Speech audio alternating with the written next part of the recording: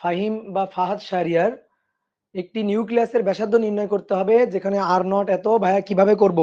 আগের ক্লাসগুলা করলে তুমি পারবা, তাই না? বলো তো, আগের ক্লাসগুলা করলে তুমি পারবা।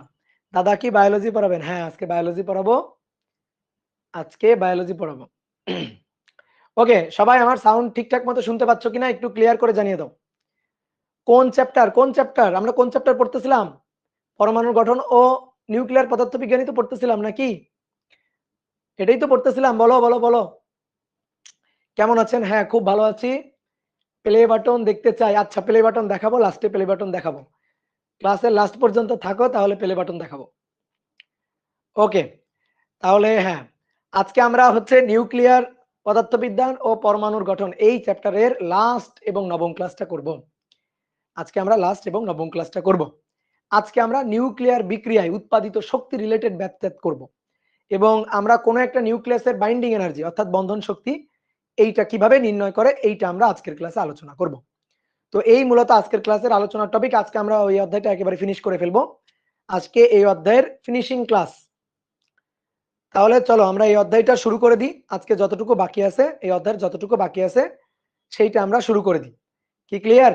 দাদা আজকে বায়োলজি পড়াবেন? না, বায়োলজি পড়াবো না। তোমাদের শুভ্র ভাই আমার জন্য একটা টি শার্ট গিফট পাঠাইছে, তো এটাই পরেছিলাম আজকে সারাদিন। এটা পরেই দাঁড়ায় গেছে আর কি ক্যামেরার সামনে। টি শার্টটা খুব ভালো লাগছে, আসলে প্রিমিয়াম কোয়ালিটির টি শার্ট, খুবই খুবই ভালো লাগছে। কালারটা জোস, এই কালারটা আমার ফেভারিট কালার, তো এই কারণে আরো বেশি ভালো লাগছে। তো চলো আর কথা না বাড়াই শুরু করে দিই। আমরা প্রথমে আজকে হচ্ছে নিউক্লিয়াসের বাইন্ডিং এনার্জি পড়বো। তাহলে সুন্দর করে একটু হেডিংটা লিখো যে নিউক্লিয়াসের বাইন্ডিং এনার্জি বা বন্ধন শক্তি। নিউক্লিয়াসের নিউক্লিয়াসের নিউক্লিয়াসের বন্ধন শক্তি, নিউক্লিয়াসের বন্ধন শক্তি বা বাইন্ডিং এনার্জি।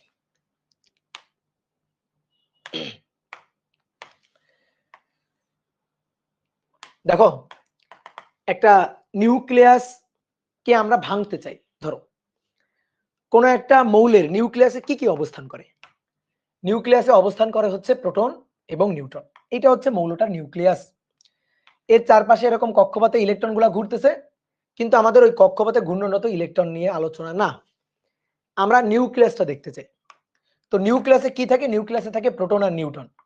ধরো এই সবুজ কালির এইগুলা হচ্ছে প্রোটন, এগুলা হচ্ছে প্রোটন, এগুলা প্রোটন, এবং সমসংখ্যক বা তার চেয়ে কম বেশি সংখ্যক নিউট্রন অবস্থান করে। নরমালি নিউট্রনের সংখ্যা বেশি হয়, তাহলে নিউট্রন অবস্থান করতেছে, এগুলো হচ্ছে নিউট্রন। তো এই যে নিউক্লিয়াসে প্রোটন এবং নিউট্রন, আমরা নিউক্লিয়াসে কিন্তু ব্যাসার্ধ ঘনত্ব বের করছিলাম। তো এই নিউক্লিয়াস খুবই ক্ষুদ্র একটা জায়গা, এই খুবই ক্ষুদ্র একটা জায়গার মধ্যে, নিউক্লিয়াস খুবই ক্ষুদ্র একটা জায়গার মধ্যে অনেক বেশি প্রোটন এবং নিউট্রন গাদাগাদি ঠাসাঠাসি করে অবস্থান করতেছে। আমরা নিউক্লিয়াসের ঘনত্ব বের করছিলাম, যে কোনো মৌলেরই নিউক্লিয়াসের ঘনত্ব সামথিং ইন্টু 10⁻17 কেজি পার মিটার কিউব। চিন্তা করতে পারছো?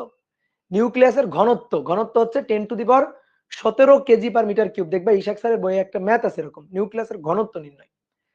তো নিউক্লিয়াসের ঘনত্ব 17 কেজি পার মিটার কিউব। আচ্ছা, তোমাদের কি নিউক্লিয়াসের ঘনত্ব বের করা শিখাইছিলাম? বলো তো একটু, এখানে একটু কমেন্ট করো তো। নিউক্লিয়াসের ঘনত্ব বের করা কি শিখাইছিলাম? না না, আচ্ছা। আচ্ছা আমরা নিউক্লিয়াসের ঘনত্ব বের করব, সমস্যা না, আজকে নিউক্লিয়াসের ঘনত্ব বের করবো। তুমি আপাতত, হ্যাঁ আমারও তাই মনে হচ্ছে যে না তোমাদের করানো হয়নি। আচ্ছা নিউক্লিয়াসের আমরা ঘনত্ব বের করবো, তো আপাতত মেনে নাও নিউক্লিয়াসের ঘনত্ব হচ্ছে সামথিং ইন্টু 10⁻17 কেজি পার মিটার কিউব। পানির ঘনত্ব কত? পানির ঘনত্ব 10⁻3 কেজি পার মিটার কিউব। চিন্তা করতে পারতেছো পানির ঘনত্ব হচ্ছে নিউক্লিয়াসের ঘনত্ব কত বেশি? একটা অক্সিজেন মৌলের নিউক্লিয়াস, একটা ইউরেনিয়াম মৌলের নিউক্লিয়াস, এই নিউক্লিয়াসের ঘনত্ব অনেক অনেক অনেক অনেক বেশি। পানির ঘনত্বের চেয়ে মাত্র মাত্র 10⁻14 গুণ বেশি। চিন্তা করতে পারতেছো তাহলে কি পরিমাণ ঘন? তো নিউক্লিয়াসে এই প্রোটন এবং নিউট্রন গুলা গাদাগাদি ঠাসাঠাসি করে অবস্থান করতেছে। তো এইটা এমনি এমনি হয় নাই, নিউক্লিয়াসটা গঠন করতে কিন্তু শক্তি খরচ হয়েছে। আমি যদি এই সাপোজ এই যে নিউক্লিয়াসটা, এই নিউক্লিয়াসে কি কি থাকবে? জেড সংখ্যক প্রোটন থাকবে এবং এ মাইনাস জেড সংখ্যক নিউট্রন থাকবে। কোন একটা মৌলের সংকেত যদি এটা হয় এক্স, তাহলে নিচে জেড হচ্ছে তার পারমাণবিক সংখ্যা বা প্রোটন সংখ্যা, পারমাণবিক সংখ্যা বা এটা হচ্ছে প্রোটন সংখ্যা, প্রোটন সংখ্যা। তাহলে প্রোটন সংখ্যা, আর উপরে এ হচ্ছে ভর সংখ্যা বা নিউক্লিয়ন সংখ্যা। এই ভর সংখ্যা হচ্ছে প্রোটন আর নিউট্রন সংখ্যার সমষ্টি, প্রোটন এবং নিউট্রন সংখ্যার সমষ্টি। তাহলে অতএব নিউট্রন সংখ্যা কয়টা? নিউট্রন সংখ্যা এগুলো আমরা ভেঙে কিন্তু আগেও দেখাইছি। নিউট্রন সংখ্যা হচ্ছে এ মাইনাস জেড, এ মাইনাস জেড সংখ্যক হচ্ছে নিউট্রন আছে। তাহলে এই যে নিউক্লিয়াসটা, মৌলের এই যে নিউক্লিয়াসটা, এই নিউক্লিয়াসে জেড সংখ্যক প্রোটন আছে এবং এ মাইনাস জেড সংখ্যক নিউট্রন অবস্থান করতেছে। জেড সংখ্যক প্রোটন এবং এ মাইনাস জেড সংখ্যক নিউট্রন অবস্থান করতেছে কোথায়? নিউক্লিয়াস। যখন আমি জেড সংখ্যক প্রোটনকে এবং জেড সংখ্যক নিউট্রনকে একসাথে নিউক্লিয়াসের মধ্যে অবস্থান করায় একটা নিউক্লিয়াস তৈরি করব, তখন এরা একত্রিত হয়ে কিছু পরিমাণ শক্তি নির্গত করবে। অথবা আমরা উল্টাভাবে বলতে পারি, ধরো আমি এরকম দুম করে একটা ঘুষি দিব, দিয়ে এই নিউক্লিয়াসটাকে ভেঙে ফেলবো। তো আমি একটা শক্তি দিব, শক্তি দিয়ে নিউক্লিয়াসটাকে ভেঙে ফেলবো। তো একটা নিউক্লিয়াসকে ভেঙে ফেলা মানে কি? নিউক্লিয়াসটা যতগুলো প্রোটন নিউট্রন দিয়ে গঠিত হয়েছে, এই প্রোটন নিউট্রন গুলাকে আমি একেবারে ছড়াই দেব, একেবারে প্রোটন নিউট্রন গুলাকে আমি ছড়াই দেব। এই প্রোটন গুলা কিন্তু পরস্পরকে বিকর্ষণ করে। তাহলে প্রোটন গুলার জন্য কিন্তু একটা তড়িৎ ক্ষেত্র এখানে আছে। তারপরে এই যে নিউট্রন গুলা, প্রোটন নিউট্রন নিউট্রন নিউট্রন, এরা পরস্পরকে কিন্তু আকর্ষণ করে। তো এদের আকর্ষণ বলের একটা ক্ষেত্র আছে। যখন এরকম এরকম আকর্ষণ বিকর্ষণ বলের ক্ষেত্রে এভাবে অবস্থান করতেছে, তখন আসলে কিন্তু শক্তির একটা ব্যাপার স্যাপার এখানে জড়িত হচ্ছে। তো আমি কি করতে চাই? একে এরকম দুম করে ঘুষি দিয়ে ভেঙে ফেলতে চাই। অর্থাৎ প্রোটন গুলা ছড়াই পড়বে, নিউট্রন গুলা ছড়াই পড়বে, একটা প্রোটনের সাথে একটা প্রোটনের আর কোনো সম্পর্ক থাকবে না, একটা নিউট্রনের সাথে একটা নিউট্রন বা একটা প্রোটনের সাথে একটা নিউট্রনের কোনো সম্পর্ক থাকবে না। তাহলে আমি কি করবো? এটাকে একেবারে ছড়াই দিব, নিউক্লিয়াসটাকে ভেঙে ফেলবো। ভেঙে ফেলতে গেলে আমার কিছু শক্তি দিয়ে হিট করতে হবে, আমার এরকম শক্তি দিয়ে দুম করে ঘুষি দিতে হবে। তো আমি যে পরিমাণ শক্তি দিলে একটা নিউক্লিয়াস ভেঙে ছড়াই যাবে, প্রোটন গুলা ছিটকে ছিটকে দূরে সরে যাবে, নিউট্রন গুলা ছড়াই পড়বে, সেই শক্তিটাকে বলা হচ্ছে এই যে নিউক্লিয়াস, এই নিউক্লিয়াসের বাইন্ডিং এনার্জি। এখন তোমার মনে হতে পারে ভাই বাইন্ডিং এনার্জি তো বন্ধন শক্তি। দেখো এই জন্য আমি প্রথমে বলছিলাম তোমাকে যে আমি একটা নিউক্লিয়াসকে ভাঙতে গেলে আমার শক্তি দিয়ে আঘাত করতে হবে, নিউক্লিয়াস ভেঙে যাবে, প্রোটন নিউট্রন ছড়াই ছড়াই পড়বে। ঠিক তেমনি ভাবে যখন প্রোটন নিউট্রন গুলো একত্রিত হয়ে একটা নিউক্লিয়াস তৈরি করছে, তখন এর সাথে প্লাস কিছু শক্তি নির্গত হয়েছে। তো এই যে শক্তিটা নির্গত হইল, এই যে বন্ধন গঠন হয়ে নিউক্লিয়াসে প্রোটন এবং নিউট্রন একত্রিত হয়ে কিছু পরিমাণ শক্তি নির্গত করলো। কেমিস্ট্রিতে তোমরা ওই যে তাপ উৎপাদী, তারপরে বিক্রিয়া পড়ছো না এরকম? তো এরকম কিছু পরিমাণ শক্তি তারা একত্রিত হয়ে, প্রোটন নিউট্রন গুলো একত্রিত হয়ে নিউক্লিয়াস গঠন করার পরে কিছু পরিমাণ শক্তি নির্গত করলো। এই যে শক্তিটা নির্গত করলো, যে শক্তিটা ছেড়ে দিল, এই এই শক্তিটাকে বলা হচ্ছে বাইন্ডিং এনার্জি বা বন্ধন শক্তি। আমি দুই ভাবেই বলতে পারি, একটা হচ্ছে বন্ধন ভাঙতে যে শক্তি দিয়ে হিট করতে হবে সেটাই বাইন্ডিং এনার্জি, আর একটা হচ্ছে বন্ধন গঠিত হয়ে প্রোটন এবং নিউট্রন গুলো একত্রিত হয়ে নিউক্লিয়াস গঠিত হয়ে নিউক্লিয়াস তৈরি করে যে পরিমাণ শক্তি নির্গত হলো, সেই পরিমাণটাই বাইন্ডিং এনার্জি বা বন্ধন শক্তি। খুবই কমন সেন্স। যে শক্তি নির্গত করছে ঠিক সেই পরিমাণ শক্তি দিয়ে হিট করলেই আবার ভেঙে যাবে। গঠন হওয়ার সময়, তারা গঠন করার সময়, নিউক্লিয়াস তৈরি করার সময় যে শক্তিটা নির্গত করছে, ছেড়ে দিচ্ছে, সেই শক্তি দিয়ে হিট করলেই তো আবার নিউক্লিয়াসটা ভেঙে যাবে। খুবই সিম্পল কথা। তাহলে নিউক্লিয়াস তৈরি করতে গেলে যে শক্তি নির্গত হয়েছে, বা নিউক্লিয়াস ভাঙতে গেলে, একটা নিউক্লিয়াসকে ভেঙে প্রোটন নিউট্রন গুলোকে ছড়াই দিতে গেলে যে পরিমাণ শক্তি আমার লাগবে, এটাকেই বলা হচ্ছে বাইন্ডিং এনার্জি। এইবার আসো এই ব্যাপারগুলো আমরা আরো খোলাসা করে বুঝবো। আমি তো সূচনা কথা বললাম, এবার আমি তোমাকে একেবারে হাতে কলমে এই জিনিসগুলো বুঝাবো। তাহলে দেখো, মনে করো কোন একটা মৌলের নিউক্লিয়াস, মৌলটা হচ্ছে এক্স, এটা হচ্ছে মৌল।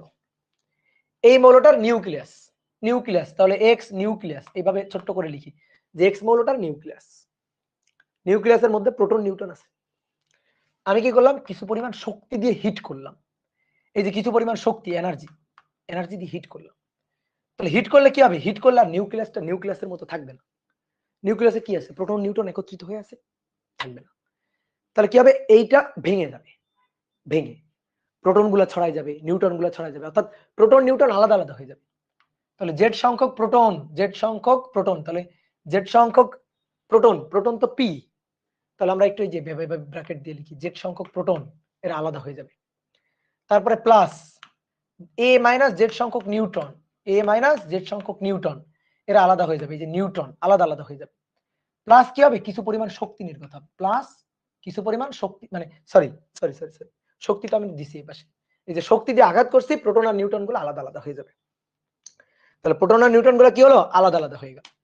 কি করার কারণে, শক্তিতে আঘাত করার কারণে। যে শক্তি দিয়ে আঘাত করা হলো, এই শক্তিটাকেই বলা হচ্ছে বাইন্ডিং এনার্জি। যে শক্তি দিয়ে আঘাত করলে প্রোটন নিউট্রন গুলো আলাদা আলাদা হয়ে যাবে, ছিটকে ছিটকে প্রোটন গুলো আলাদা আলাদা চলে যাবে, নিউট্রন গুলো আলাদা আলাদা চলে যাবে। দেখো এই যে প্রোটন গুলো তৈরি হয়েছে, এই একটা প্রোটন, মানে নিউক্লিয়াস তৈরি হয়েছে, এই একটা প্রোটন, এই একটা প্রোটন, এই একটা প্রোটন, এই একটা প্রোটন। এই যে এই প্রোটন গুলাকে আমরা এনে নিউক্লিয়াসের মধ্যে ঢুকাইছি। তারপরে নিউট্রন, এই নিউট্রন, এই একটা নিউট্রন, এই একটা নিউট্রন, এই নিউট্রন গুলো আগে আলাদা আলাদা ছিল, নিউট্রন গুলাকে আমরা কি করছি, নিউট্রন গুলাকে আমরা টেনে নিউক্লিয়াসের মধ্যে ঢুকাইছি। প্রোটন গুলাকে নিউক্লিয়াসের মধ্যে ঢুকাইছি, নিউট্রন গুলাকে নিউক্লিয়াসের মধ্যে ঢুকাইছি। ঢুকায় আমি নিউক্লিয়াস তৈরি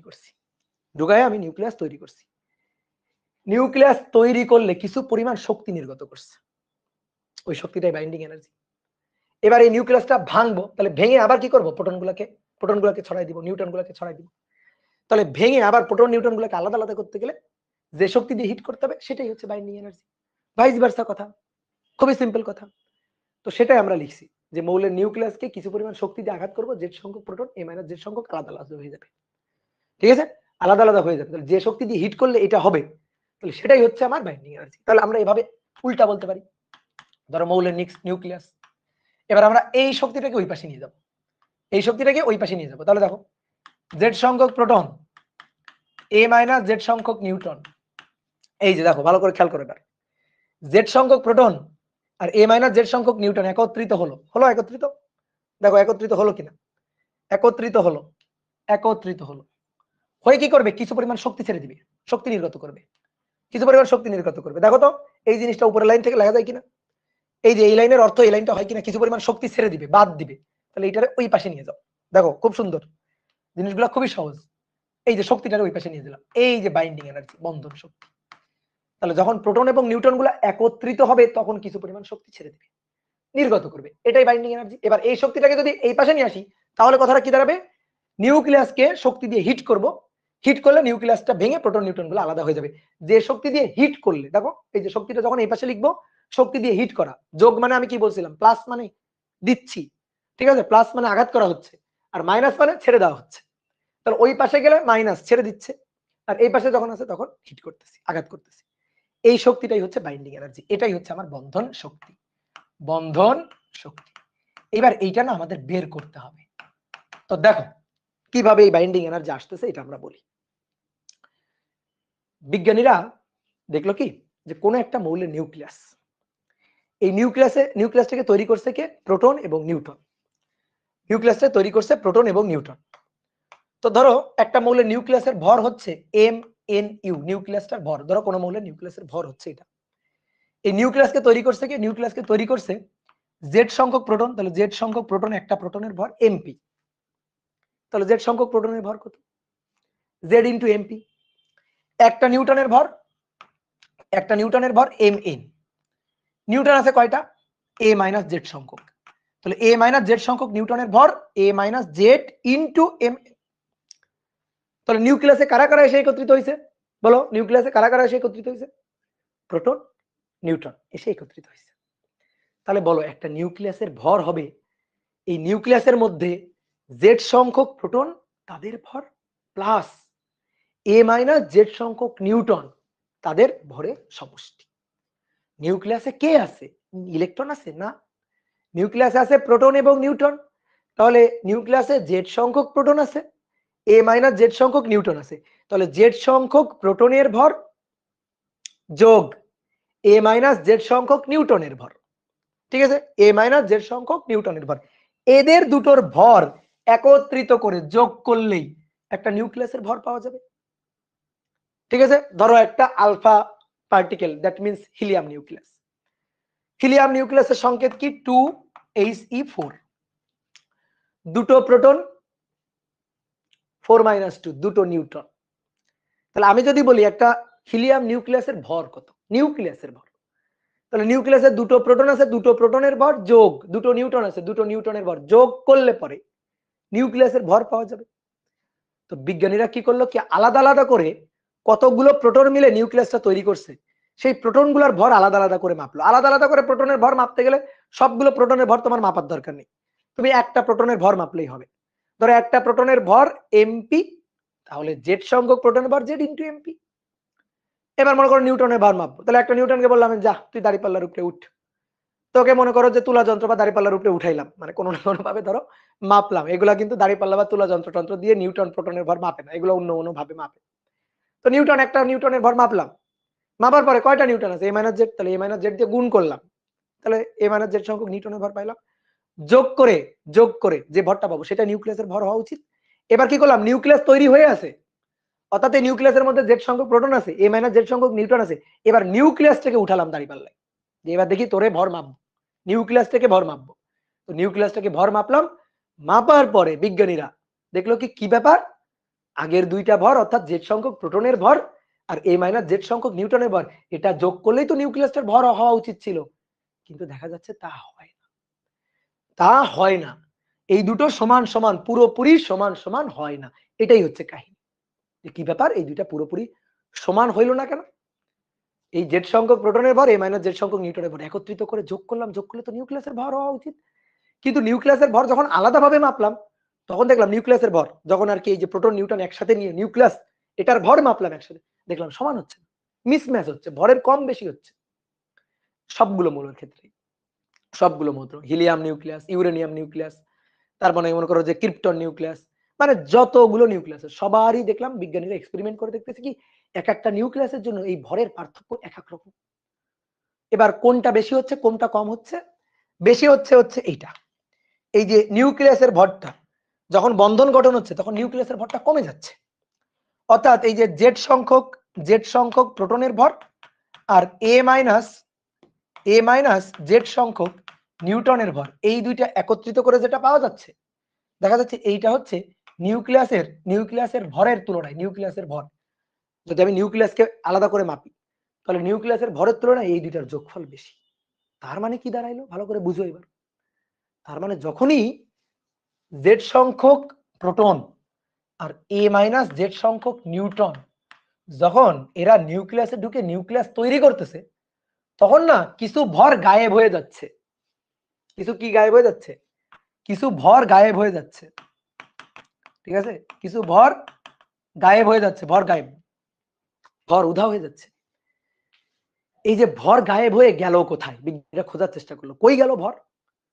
ভর ছিল আগে এত মানে মনে করো সাপোজ একটা উদাহরণ দিয়ে বুঝাই, ধরো আগে ছিল 2 গ্রাম 3 গ্রাম, যোগ করে পাওয়া উচিত ছিল 5 গ্রাম, কিন্তু আমি পাচ্ছি 4 ধরো যে 87 গ্রাম, তাহলে বাকিটুকু কই গেল?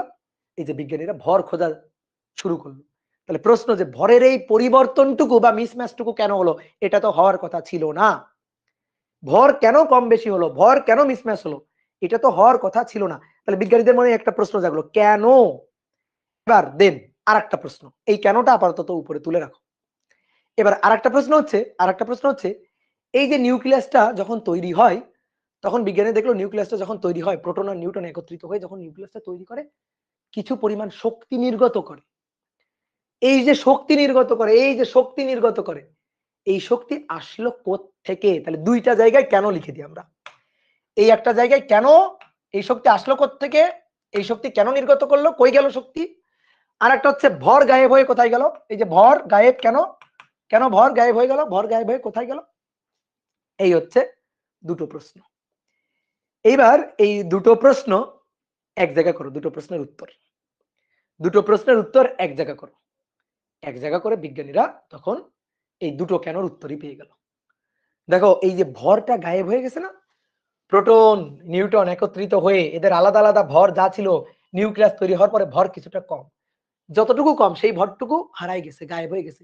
একেবারে হারাই গেছে, নিঃস্ব হয়ে গেছে, মানে ধ্বংস হয়ে গেছে না, সেই ভরটুকু, সেই ভরটুকু, সেই ভরটুকু গায়েব হয়ে যায়নি চিরতরের জন্য, সেই ভরটুকু অন্য কোনো না কোনো জায়গায় গিয়ে আত্মপ্রকাশ করছে। এবার আমরা শক্তি পাচ্ছিলাম না, যে শক্তি নির্গত হলো, শক্তি আসলো কোত্থেকে, শক্তি কোত্থেকে আসলো, এই শক্তিটা কোথায় ছিল, এই যে প্রোটন নিউট্রন একত্রিত হলো, একত্রিত হয়ে কিছু শক্তি ছেড়ে দিল, শক্তি আসলো কোত্থেকে, শক্তি, শক্তির উৎস কোথায়, এই যে শক্তির উৎস কোথায়, এটা খুঁজতে গিয়ে আমরা পাচ্ছি ভর কমে গেছে। ঠিক আছে, শক্তির উৎস কোথায় খুঁজতে গিয়ে কি পাই, খুঁজতে গিয়ে কি পাই, ভর কমে গেছে। তাহলে শক্তির উৎসটা হচ্ছে ওই ভর কমে গেছে যেটা, ওইটা। কথা কি বুঝতে পারছো, যে ভরটুকু কমে গেছে, কতটুকু ভর কমে গেছে বলো, এটা বেশি আর এটা কম, তাহলে কতটুকু ভর কমে গেছে, ডেল এম ভর কমে গেছে, that is Z M P plus A minus Z M N. এই যে ভরটুকু কমে গেছে না, এই ভরটুকুই আসলে শক্তিতে রূপান্তরিত হয়ে শক্তি নির্গত করছে, আর এই শক্তিটাই সেই বাইন্ডিং এনার্জি। কি ক্লিয়ার, যে শক্তিটা নির্গত করছে, বন্ধন গঠন হয়ে যে শক্তিটা নির্গত করছে, সেটাই হচ্ছে বাইন্ডিং এনার্জি। এবার তোমার মনে থাকতে পারে ভাই ভর কেমনে শক্তি হইলো, নিউটনিয়ান ফিজিক্স অর্থাৎ ক্লাসিক্যাল ফিজিক্স আমরা জানি শক্তি সর্বদা শক্তিতে রূপান্তরিত হয়, কিন্তু আসলে ভরও শক্তিতে রূপান্তরিত হতে পারে। এটাই হচ্ছে থিওরি অফ রিলেটিভিটি, আইনস্টাইনের আপেক্ষিকতা তত্ত্বের মূল কথা, যে ভরও শক্তিতে রূপান্তরিত হতে পারে। তাহলে আসলে ওই যে ভরটুকু হারাই যাচ্ছে, তোমার মনে হচ্ছে যে ভরটুকুর ত্রুটি তুমি পাইছো, ওই ভরটুকু আসলে শক্তিতে রূপান্তরিত হয়েছে। আইনস্টাইনের ভর শক্তি উপপাদ্য আপেক্ষিকতা তোমাদের অপার ভাইয়া পড়াইছে 8 অধ্যায়, এখানে তোমরা দেখছো ভর শক্তিতে, শক্তি ভরে রূপান্তরিত হয়। আইনস্টাইনের একটা বিখ্যাত সূত্র, এটার প্রমাণও তোমরা 8 অধ্যায় করছো, যে equal to MC square, equal to MC square. ইসাক স্যারের বইতে দেখবা, বইয়ে সেকেন্ড পার্ট বইয়ে মোলাটে জল জল করে লেখা আছে ইকুয়াল টু এমসি স্কয়ার। তাহলে এম পরিমাণ ভর যখন শক্তিতে রূপান্তরিত হয়, তখন সেই শক্তির পরিমাণটুকু হয় ইকুয়াল টু এমসি স্কয়ার। তাহলে ভর আসলে চিরতরের জন্য ধ্বংস হয়ে যায় নাই বা গায়েব হয়ে যায় না, এরকম কোনো ভৌতিক ঘটনা এখানে ঘটে নাই। ওই ভরটুকু আসলে শক্তিতে রূপান্তরিত হয়ে এই শক্তিটাই নির্গত করছে, আর দ্যাট ইজ কল্ড গাইন্ডিং এনার্জি। কি রিলেশনটা বুঝতে পারছো, যে কোত্থেকে আসলে শক্তি। তো বিজ্ঞানীদের দেখলো প্রোটন এবং নিউট্রন গুলো একত্রিত হয়ে কিছু পরিমাণ ভর কমে যাচ্ছে, কিছু পরিমাণ ভর কমে যাচ্ছে, নিউক্লিয়াসের যে ভরটা আলাদাভাবে, নিউক্লিয়াসের যে ভরটা, এই যে নিউক্লিয়াসের যে ভরটা, তার চেয়ে এই আলাদা আলাদা করে প্রোটন নিউট্রনের ভরের সমষ্টিটা বেশি। তাহলে কিছু ভর কমে গেল, ওই ভরটা গেল কোথায়, শক্তিতে নির্গত হলো, কিভাবে, শক্তিতে রূপান্তরিত হয়। এটাই হচ্ছে কাহিনী। কি ক্লিয়ার, এই যে ডেলেম, এই ডেলেম কে বলবো আমরা ভর ত্রুটি, এই ডেলেম কে আমরা বলবো কি, ভর ত্রুটি। এই যে ডেলেম ভর ত্রুটি, যতটুকু ভরের মিসম্যাচ হবে দ্যাট ইজ কল্ড ভর ত্রুটি। ওকে, এবার এই ভর ত্রুটিটাই আসলে শক্তিতে রূপান্তরিত হয়েছে, এই ভর ত্রুটিটাই শক্তিতে রূপান্তরিত হয়েছে। তাহলে ওই যে বাইন্ডিং এনার্জি যাকে আমরা খুঁজতে চাচ্ছিলাম, সেই বাইন্ডিং এনার্জি আসলে এখান থেকে আসছে, binding energy that is M C square. তো এখানে আমরা এম কে ডেল এম দিয়ে লিখছি, ডেল এম সি স্কয়ার, এটাই হচ্ছে সেই বাইন্ডিং এনার্জি, বন্ধন শক্তি। কি কথা কি বোঝা গেল। এইবার তুমি একটু উল্টা চিন্তা করো, নিউক্লিয়াস গঠিত হয়ে কিছু ভর ছেড়ে দিল, ভর কমে গেল, ওই ভরটুকু শক্তিতে রূপান্তরিত হলো, শক্তিতে রূপান্তরিত শক্তি নির্গত করছে, that is called binding energy. এইবার আমার তুমি উল্টা বুঝাবা, আমি এবার কি করব, নিউক্লিয়াসকে দুম করে ঘুষি দিব, দিয়ে নিউক্লিয়াসকে ভেঙে ফেলবো। তাহলে নিউক্লিয়াসকে ভেঙে ফেলা মানে, এখন তো নিউক্লিয়াস হয়ে আছে, নিউক্লিয়াস হয়ে আছে, নিউক্লিয়াসকে ভেঙে ফেলা মানে জেড সংখ্যক প্রোটনকে আলাদা করে দেওয়া, এ মাইনাস জেড সংখ্যক নিউট্রনকে আলাদা করে দেওয়া। তো বলো নিউক্লিয়াসের যে ভরটা, নিউক্লিয়াসের যে ভর, সেটা জেড সংখ্যক প্রোটন এবং এ মাইনাস জেড সংখ্যক নিউট্রনের ভরের থেকে কিছুটা কম না।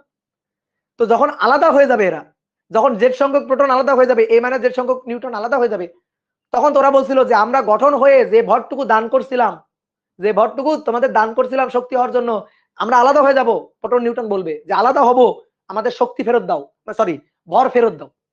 কি বলবে না, যে ভরটুকু কমে গেছিল ওই ভরটুকু ফেরত দাও, না হলে আমরা আলাদা হব না। প্রোটন নিউট্রন এভাবে বলবে যে ঘুষি তো মারা হচ্ছে, নিউক্লিয়াসকে ভাঙবো, ঘুষি মেরে ভেঙে ফেলবো। তো ভাঙতে গেলে কি প্রোটন নিউট্রন আলাদা আলাদা করে ফেলবো, আলাদা আলাদা করলে তো প্রোটন এবং নিউট্রন তাদের যে ভরটুকু কমাই ফেলছিল ওই ভরটুকু দাবি করবে যে দাও আমাদের ভর আবার ফেরত দাও। কি ক্লিয়ার? ভর আবার ফেরত দাও। তো ভর তুমি ফেরত দিবা না? কেমনে ফেরত দিবা? এবার উল্টা শক্তি ভরে কনভার্ট হবে। কেমনে? এই যে দুম দিলাম, ঘুষি দিলাম, দিয়ে এই যে আমি আঘাত করলাম, তাহলে আমি কিছু শক্তি দিয়ে আঘাত করব, হিট করব শক্তি দিয়ে। তাহলে শক্তি দিয়ে আঘাত করলে ওই যে আমি শক্তিটা দিচ্ছি, এই যে শক্তিটা দিচ্ছি, সেই শক্তি এবার ভরে রূপান্তরিত হয়ে ওদের এবার আলাদা আলাদা ওই জেড কে ভর দিয়ে দিবে, এ মাইনাস জেড সংখ্যক নিউটনকে ভর দিয়ে দিবে। ভর দেওয়ার পরে ওরা যখন নিজেদের ভর ফিরে পাবে তখন ওরা আবার আলাদা আলাদা হয়ে আলাদা আলাদা প্রোটন, আলাদা আলাদা নিউটন, প্রোটনের ভর ফিরে পাবে, নিউটনের ভর ফিরে পাবে। কথা কি বুঝছো? কি ক্লিয়ার? কথা কি বুঝতে পারছো? তাহলে এই হচ্ছে কাহিনী। ডান? এই তাহলে নিউক্লিয়াস, প্রোটন নিউটন একত্রিত হয়ে নিউক্লিয়াস গঠন হলে কিছু শক্তি নির্গত হয়, আর ওই শক্তিটা আসে ভরের ত্রুটি থেকে। আবার আমি যখন নিউক্লিয়াসকে ভেঙে ফেলবো তখন তো আবার ওই যে ভরটুকু কমে গেল ওটা আবার ফেরত দিতে হবে। তো তখন আবার ওই শক্তিটা দিয়ে আঘাত করতে হয়। তাহলে ওই শক্তিটা দিয়ে আঘাত করার পরে শক্তিটা আবার ভরে রূপান্তরিত হয়, প্রোটন নিউটনের আলাদা আলাদা ভর দিয়ে দেয়। তখন এই যে আমরা আবার মনে করো যে নিউক্লিয়াসকে ভেঙে আলাদা আলাদা করে জেড সংখ্যক প্রোটন এবং এই মাইনাস জেড সংখ্যক নিউটন পাই। এটা হচ্ছে কাহিনী শক্তির এবং ভরের পারস্পরিক রূপান্তর। তাহলে আমরা এখান থেকে দুটো সূত্র পাইলাম, ভর ত্রুটি আর বন্ধন শক্তি। এই দুটা সূত্রই আমাদের এবার কাজে লাগবে। কি ক্লিয়ার? ওকে।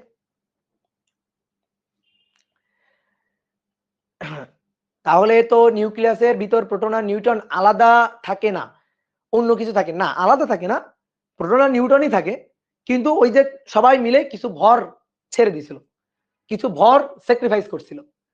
যে ভরটা স্যাক্রিফাইস করে তারা চুক্তিবদ্ধ হয়েছিল আমরা একসাথে থাকবো, ভর স্যাক্রিফাইস করে। এবার যখন আলাদা হয়ে যাবে তখন আবার ওই যে ভর ফেরত পাবে। এটাই। কি ক্লিয়ার? ওকে, এবার আসো আমরা দুটো সূত্র শিখলাম, বন্ধন শক্তির সূত্র, বাইন্ডিং এনার্জির সূত্র। এবার আসো এখানে একটা কোশ্চেন দেওয়া আছে। তো এই কোশ্চেনে বলা হচ্ছে যে binding energy of iron Fe56, এটার বাইন্ডিং এনার্জি এত মেগা ইলেকট্রোভোল্ট। দ্রুত লিখে ফেলো। বাইন্ডিং এনার্জি অফ বিসমাথ, এটার 1640 mega electronvolt. Binding energy of carbon 92.2 mega electronvolt. প্রশ্ন করছে স্থায়িত্বের সঠিক ক্রম কোনটি? তাহলে আমি তোমাদের কয়েকটা অপশন দিয়ে দিচ্ছি। স্থায়িত্বের সঠিক ক্রম, কে বেশি স্থায়ী? বিসমাথ, তারপরে আয়রন, তারপরে কার্বন। মানে স্থায়িত্বের দিক দিয়ে কে বেশি স্থায়ী?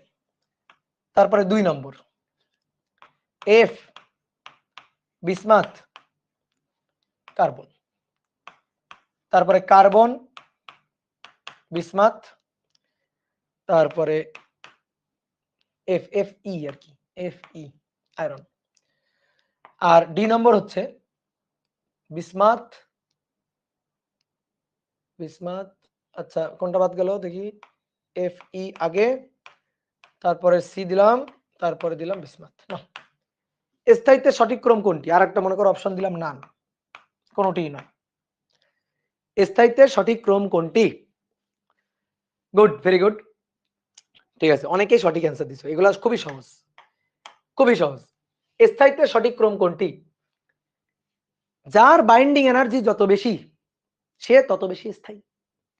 যার বাইন্ডিং এনার্জি যত বেশি সে তত বেশি স্থায়ী, কারণ তাকে ভাঙতে তত বেশি শক্তি দিতে হবে। কি বুঝলাম?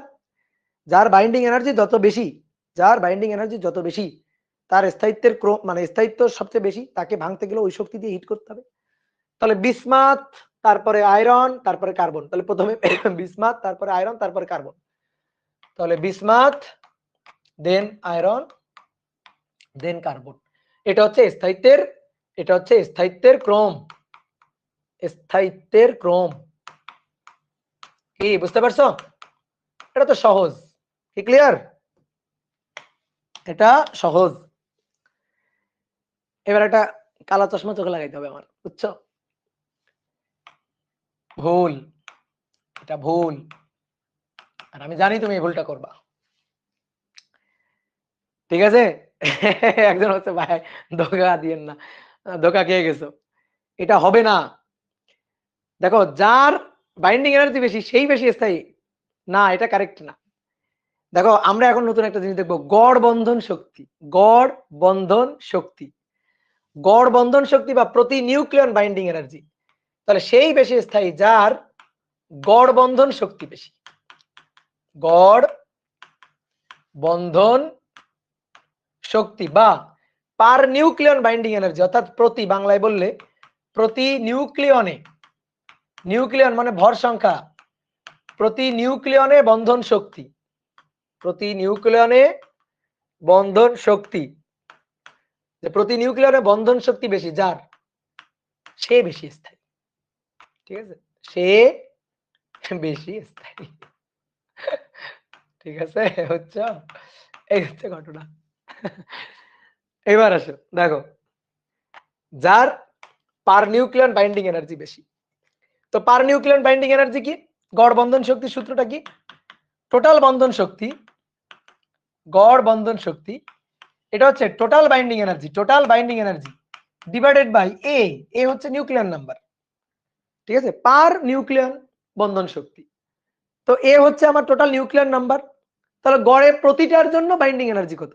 মানে সহজ কথা এভাবে বোঝো, প্রত্যেকটা নিউক্লিয়নকে বেঁধে রাখতে যে শক্তি লাগবে, অথবা প্রত্যেকটা নিউক্লিয়নকে ভাঙতে একটা একটা একটা একটা একটা একটা করে ছুটাইতে আমার যে শক্তি লাগবে, পার নিউক্লিয়ন বাইন্ডিং এনার্জি। তোমার এইটা দেখতে হবে, যার পার নিউক্লিয়ন বাইন্ডিং এনার্জি বেশি সে বেশি স্থায়ী। টোটাল টোটাল মনে করো যে বাইন্ডিং এনার্জি দেখলা, দেখে তো লাভ নাই, টোটাল দেখে তো লাভ নাই। যেমন মনে করো একটা উদাহরণ, সহজ কথা, ধরো বাংলাদেশের মানুষের, ধরো বাংলাদেশের মানুষের হচ্ছে অনেক টাকা, বাংলাদেশের টোটাল মানুষের অনেক টাকা। তো বাংলাদেশের টোটাল মানুষের অনেক টাকা, অনেক টাকা, কোটি কোটি টাকা, মনে করো যে কয়েক মিলিয়ন মিলিয়ন টাকা বাংলাদেশের টোটাল মানুষের। এবার মনে করো যে আরেকটা দেশ ধরো, সাপোজ আরেকটা দেশ ধরো, বললাম সে নেপাল ধরো। এখন নেপালের মানুষের টাকার পরিমাণ কম, নেপালের মানুষের টোটাল টাকার পরিমাণ কম। ঠিক আছে, আমাদের বাংলাদেশের মানুষের টোটাল টাকার পরিমাণ অনেক অনেক বেশি। এইবার আসো বাংলাদেশের জনসংখ্যা দিয়ে এবার প্রতি এই যে টাকাকে ভাগ দাও, মানে মাথা পিছু আয় বের করো, ভাগ দাও, ভাগ দিলে সবার মাথা পিছু আয় বা সবার মনে করো যে মানে গড়ে কার কাছে কত টাকা আছে, গড়ে এই টাকার পরিমাণ বাংলাদেশে খুবই কম, ধরো বাংলাদেশে খুবই কম। কিন্তু নেপালের নেপালের ধরো যে টোটাল মানুষের টাকার পরিমাণ অনেক বেশি, কিন্তু মনে করো যে পার পার নিউক্লিয়ন টাকা মানে পার লোকের টাকা, ঠিক আছে, একজন গড়ে মানে গড় মাথা পিছু আয় সেটা আবার অনেক বেশি। ঠিক আছে, কারণ ওদের মনে করো জনসংখ্যা কম, তাহলে টোটাল টাকাকে জনসংখ্যা কম ভাগ দেবো, আর বাংলাদেশের জনসংখ্যা বেশি ভাগ দিব। ঠিক আছে, তাহলে ভাগ দিলে কি হচ্ছে, আমাদের বাংলাদেশে টোটাল মানুষের টাকার পরিমাণ বেশি, কিন্তু একজন একজন করে গড় চিন্তা করলে খুবই কম। তাহলে বাংলাদেশের মানুষ বেশি গরিব না, আর নেপালের মানুষ বেশি ধনী, এরকম আর কি তুলনা করলাম আর কি, ধরো দুটো দেশ এভাবে তুলনা করলাম। তাহলে আসলে মানে কার কত বাইন্ডিং এনার্জি ওই দেখে লাভ নেই, মানে প্রতি নিউক্লিয়নে মাথা পিছু বাইন্ডিং এনার্জি দেখতে হবে, এটাই হচ্ছে কাহিনী। মাথা মাথা পিছু দেখতে হবে, তুমি কোন দেশ গরিব আর কোন দেশ ধনী এটা বুঝবা কেমনে, কে বেশি স্থায়ী আর কে বেশি অস্থায়ী এটা বুঝবা কেমনে, কার কাছে গড়ে কত টাকা আছে। ঠিক আছে, এটাই হচ্ছে কাহিনী। মনে করো বাংলাদেশের কিছু কিছু মানুষ আছে মনে করো যে বাইরে প্রচুর প্রচুর টাকা, সুইস ব্যাংকে প্রচুর প্রচুর টাকা আছে না, কিন্তু গড় মাথা পিছু হয় মনে করো যে মানে মানুষের এমনি গড় টাকার পরিমাণ তো কম, এটাই আর কি কাহিনী, মানে আমি একটা উদাহরণ দিলাম আর কি। ঠিক আছে, তাহলে গড় বন্ধন শক্তি that is binding energy divided by A. তাহলে আমাদের এখানে গড় বন্ধন শক্তি বের করতে হবে তিনটা মৌলের জন্য। তাহলে আয়রনের Fe56 এর গড় বাইন্ডিং এনার্জি এটা সমান সমান 492.8 ভাগ হচ্ছে 56, 492.8 ভাগ 56, 492.8 ভাগ 56। তাহলে এর গড় মাথা পিছু হচ্ছে বাইন্ডিং এনার্জি হচ্ছে 8.8 মেগা ইলেকট্রোভোল্ট, একটা নিউক্লিয়ন ভাঙতে এই শক্তি লাগবে। তারপরে এবার আসো বিসমাথের, বিসমাথ কত 209, তাহলে 209 এর গড় বাইন্ডিং এনার্জি, তাহলে এর গড় বাইন্ডিং এনার্জি হচ্ছে গড় বাইন্ডিং এনার্জি 1640 ভাগ হচ্ছে 209 হচ্ছে টোটাল নিউক্লিয়র নাম্বার, তাহলে 1640 ভাগ 209, 209, তাহলে এইটা হচ্ছে 7.84 মেগা ইলেকট্রোভোল্ট। আর একটা হচ্ছে কার্বনের, কার্বনের কত 12, তাহলে এর গড় বাইন্ডিং এনার্জি এটা হচ্ছে টোটাল 92.2 ভাগ হচ্ছে 12, তাহলে 92.2 ভাগ 12 এটা হচ্ছে 7.68 এত মেগা ইলেকট্রোভোল্ট। তাহলে একটা 8.8, একটা 7.84 আর একটা 7.6, তাহলে প্রথমে আয়রন, তারপরে বিসমাথ, তারপরে কার্বন। তাহলে আসলে অ্যান্সার হচ্ছে বি। ঠিক আছে, আসলে অ্যান্সার হচ্ছে বি। তাহলে সবাই প্রথমে এ বলছিলা, বুঝতে পারছো? কি ক্লিয়ার? Okay good. এখন তো মুখে খাবার তুলে দিচ্ছেন, হ্যাঁ মুখে তো খাবার তুলে দিলাম এখন। ওকে, এবার আসো,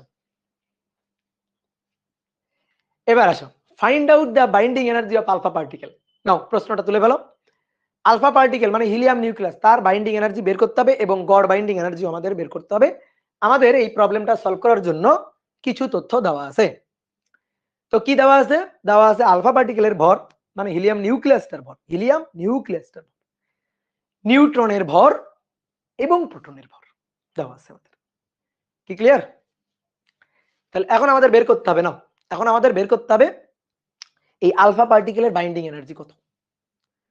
তাহলে আসো আমরা আলফা পার্টিকেলের বাইন্ডিং এনার্জি বের করবো। তাহলে আগে আগে আলফা পার্টিকেলটাকে একটু লিখে নিই। আলফা পার্টিকেল নিচে 2 উপরে 4, এটা তো আসলে হিলিয়াম বলতে গেলে, হিলিয়াম 2 এই যে উপরে 4। তাহলে ভাইয়া এর জেড হচ্ছে 2 আর এ মাইনাস জেড, এই এ মাইনাস জেড হচ্ছে 4 মাইনাস 2 আর কি, তো এটাও 2। তাহলে আসো আমাদের প্রথমে ভর ত্রুটি বের করতে হবে, না হলে তো বাইন্ডিং এনার্জি পারবো না আমরা বের করতে। ভর ত্রুটি ডেল এম বের করবো, তারপরে del M C square that is binding energy. ঠিক আছে, তাহলে আসো আমরা বের করব ডেল এম ভর ত্রুটি, ডেল এম। তাহলে ডেল এম ভর ত্রুটি, তাহলে একটু আগে আমরা কিন্তু দেখছি যে জেড সংখ্যক প্রোটনের ভর আর এ মাইনাস জেড সংখ্যক নিউটনের ভর একত্রিত হয়ে দেখা যায় কি তাদের যে আলাদা আলাদা ভাবে ভরের যে যোগফল হয় সেটা নিউক্লিয়াসের ভর থেকে কিছুটা বেশি, অর্থাৎ নিউক্লিয়াসের ভর আলফা পার্টিকেলে নিউক্লিয়াসের ভর কম, এটাই তো সূত্র। তাহলে জেড সংখ্যক প্রোটনের ভর এ মাইনাস জেড সংখ্যক নিউটনের ভর একত্রিত করে যোগ করার পরে নিউক্লিয়াসের ভরটা বাদ দিব, বাদ দিলে যতটুকু ভরের মিসম্যাচ পাওয়া যাবে সেটাই হবে ভরের ত্রুটি। এবার আমরা মান বের করব, পর্যাপ্ত সকল তথ্য উদ্দীপকে দেওয়া আছে। অনেকে বলতে পারে ভাই এগুলা কি মুখস্থ করা লাগবে? না, এগুলা মুখস্থ করা লাগবে না, এগুলা কোশ্চেনে গিভেন থাকবে। আমি খালি এগুলা দেখে দেখে সূত্রটা লিখে মান বসাবো। তাহলে এটা আমার ভর ত্রুটি, আর ভর ত্রুটি ছাড়া তুমি বাইন্ডিং এনার্জি পাবা না। তাহলে ভর ত্রুটি ডেল এম, এটা হচ্ছে জেড সংখ্যক প্রোটনের ভর, জেড হচ্ছে 2, প্রোটনের ভর আমার এখানে গিভেন, এই দেখো লাস্টে প্রোটনের ভর 1.00782, 1.00782, এটা প্রোটনের ভর প্লাস এ মাইনাস জেড সংখ্যক নিউটনের ভর, এর মান 4, জেড এর মান 2 বা একবারে 2 লিখে দিতে পারো। নিউটনের ভর 1.00876 এত atomic mass unit, minus alpha পার্টিকেলের নিউক্লিয়াসের ভর, এই যে বলে দিয়েছে আলফা পার্টিকেলের নিউক্লিয়াসের ভর সেটা হচ্ছে 4.00276 এত অ্যাটমিক মাস ইউনিট, পুরো এককটা হচ্ছে অ্যাটমিক মাস ইউনিটে। তাহলে আমরা লিখে দিই একটু হিসাব নিকাশ করে। তাহলে 2 ইন্টু 1.00728 প্লাস 2 ইন্টু 1.00876 মাইনাস 4.00276, তাহলে আমাদের আসছে 0.02932 এত অ্যাটমিক মাস ইউনিট। এইটা হচ্ছে ভরের ত্রুটি, এই ভরটুকুই কমে গেছে, এই ভরটুকুই তোমার মনে হচ্ছে গায়েব হয়ে গেছে, আসলে তো গায়েব হয় নাই, এই ভরটুকুই আসলে শক্তিতে রূপান্তরিত হয়েছে। আমার এখন এই শক্তির পরিমাণ বের করতে হবে। ভালো করে খেয়াল করো, এটা দেওয়া আছে অ্যাটমিক মাস ইউনিটে, নট কেজি, নট কেজি, এটা তুমি ভরের ত্রুটি বের করছো, এবার তোমার বাইন্ডিং এনার্জি বের করতে হবে। তাহলে আসো আমরা বাইন্ডিং এনার্জি বের করব। তাহলে বাইন্ডিং এনার্জি এটা ইকুয়াল টু হবে del M C square, del M C square. তো ডেল এম ওটা আছে কিসে? অ্যাটমিক মাস ইউনিটে, ওইটারে কেজি বানাইতে হবে, এটারে কেজি বানাইতে হবে। তো একটা জিনিস তোমরা জানো, ঠিক আছে, 1 অ্যাটমিক মাস ইউনিট, না জানলে এটা মুখস্থ করে রাখবা, 1.66057 এত into 10 to the power minus 27 KG, এটা হচ্ছে 1 অ্যাটমিক মাস ইউনিটের মান। যে 1 অ্যাটমিক মাস ইউনিট এটা হচ্ছে 1.66057 into 10 to the power minus 27 KG, এটা হচ্ছে 1 অ্যাটমিক মাস ইউনিটের মান, 1 অ্যাটমিক মাস ইউনিটের মান হচ্ছে এটা।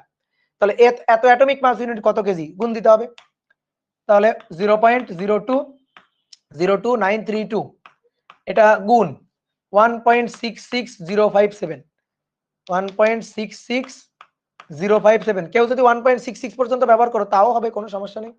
এটা into 10 to the power minus 27, এটা into 10 to the power minus 27 নিলাম, নিয়ে এবার গুণ দেব, কেজি হয়ে গেল কিন্তু।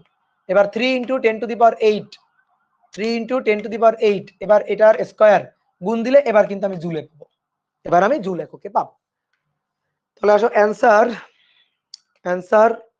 0.02932 গুণ 1.66057 এক্সপোনেনশিয়াল ফাংশন মাইনাস 27 গুণ 3 এক্সপোনেনশিয়াল ফাংশন 8 এর square 4.381 into 10 to the power minus 12 এত জুল,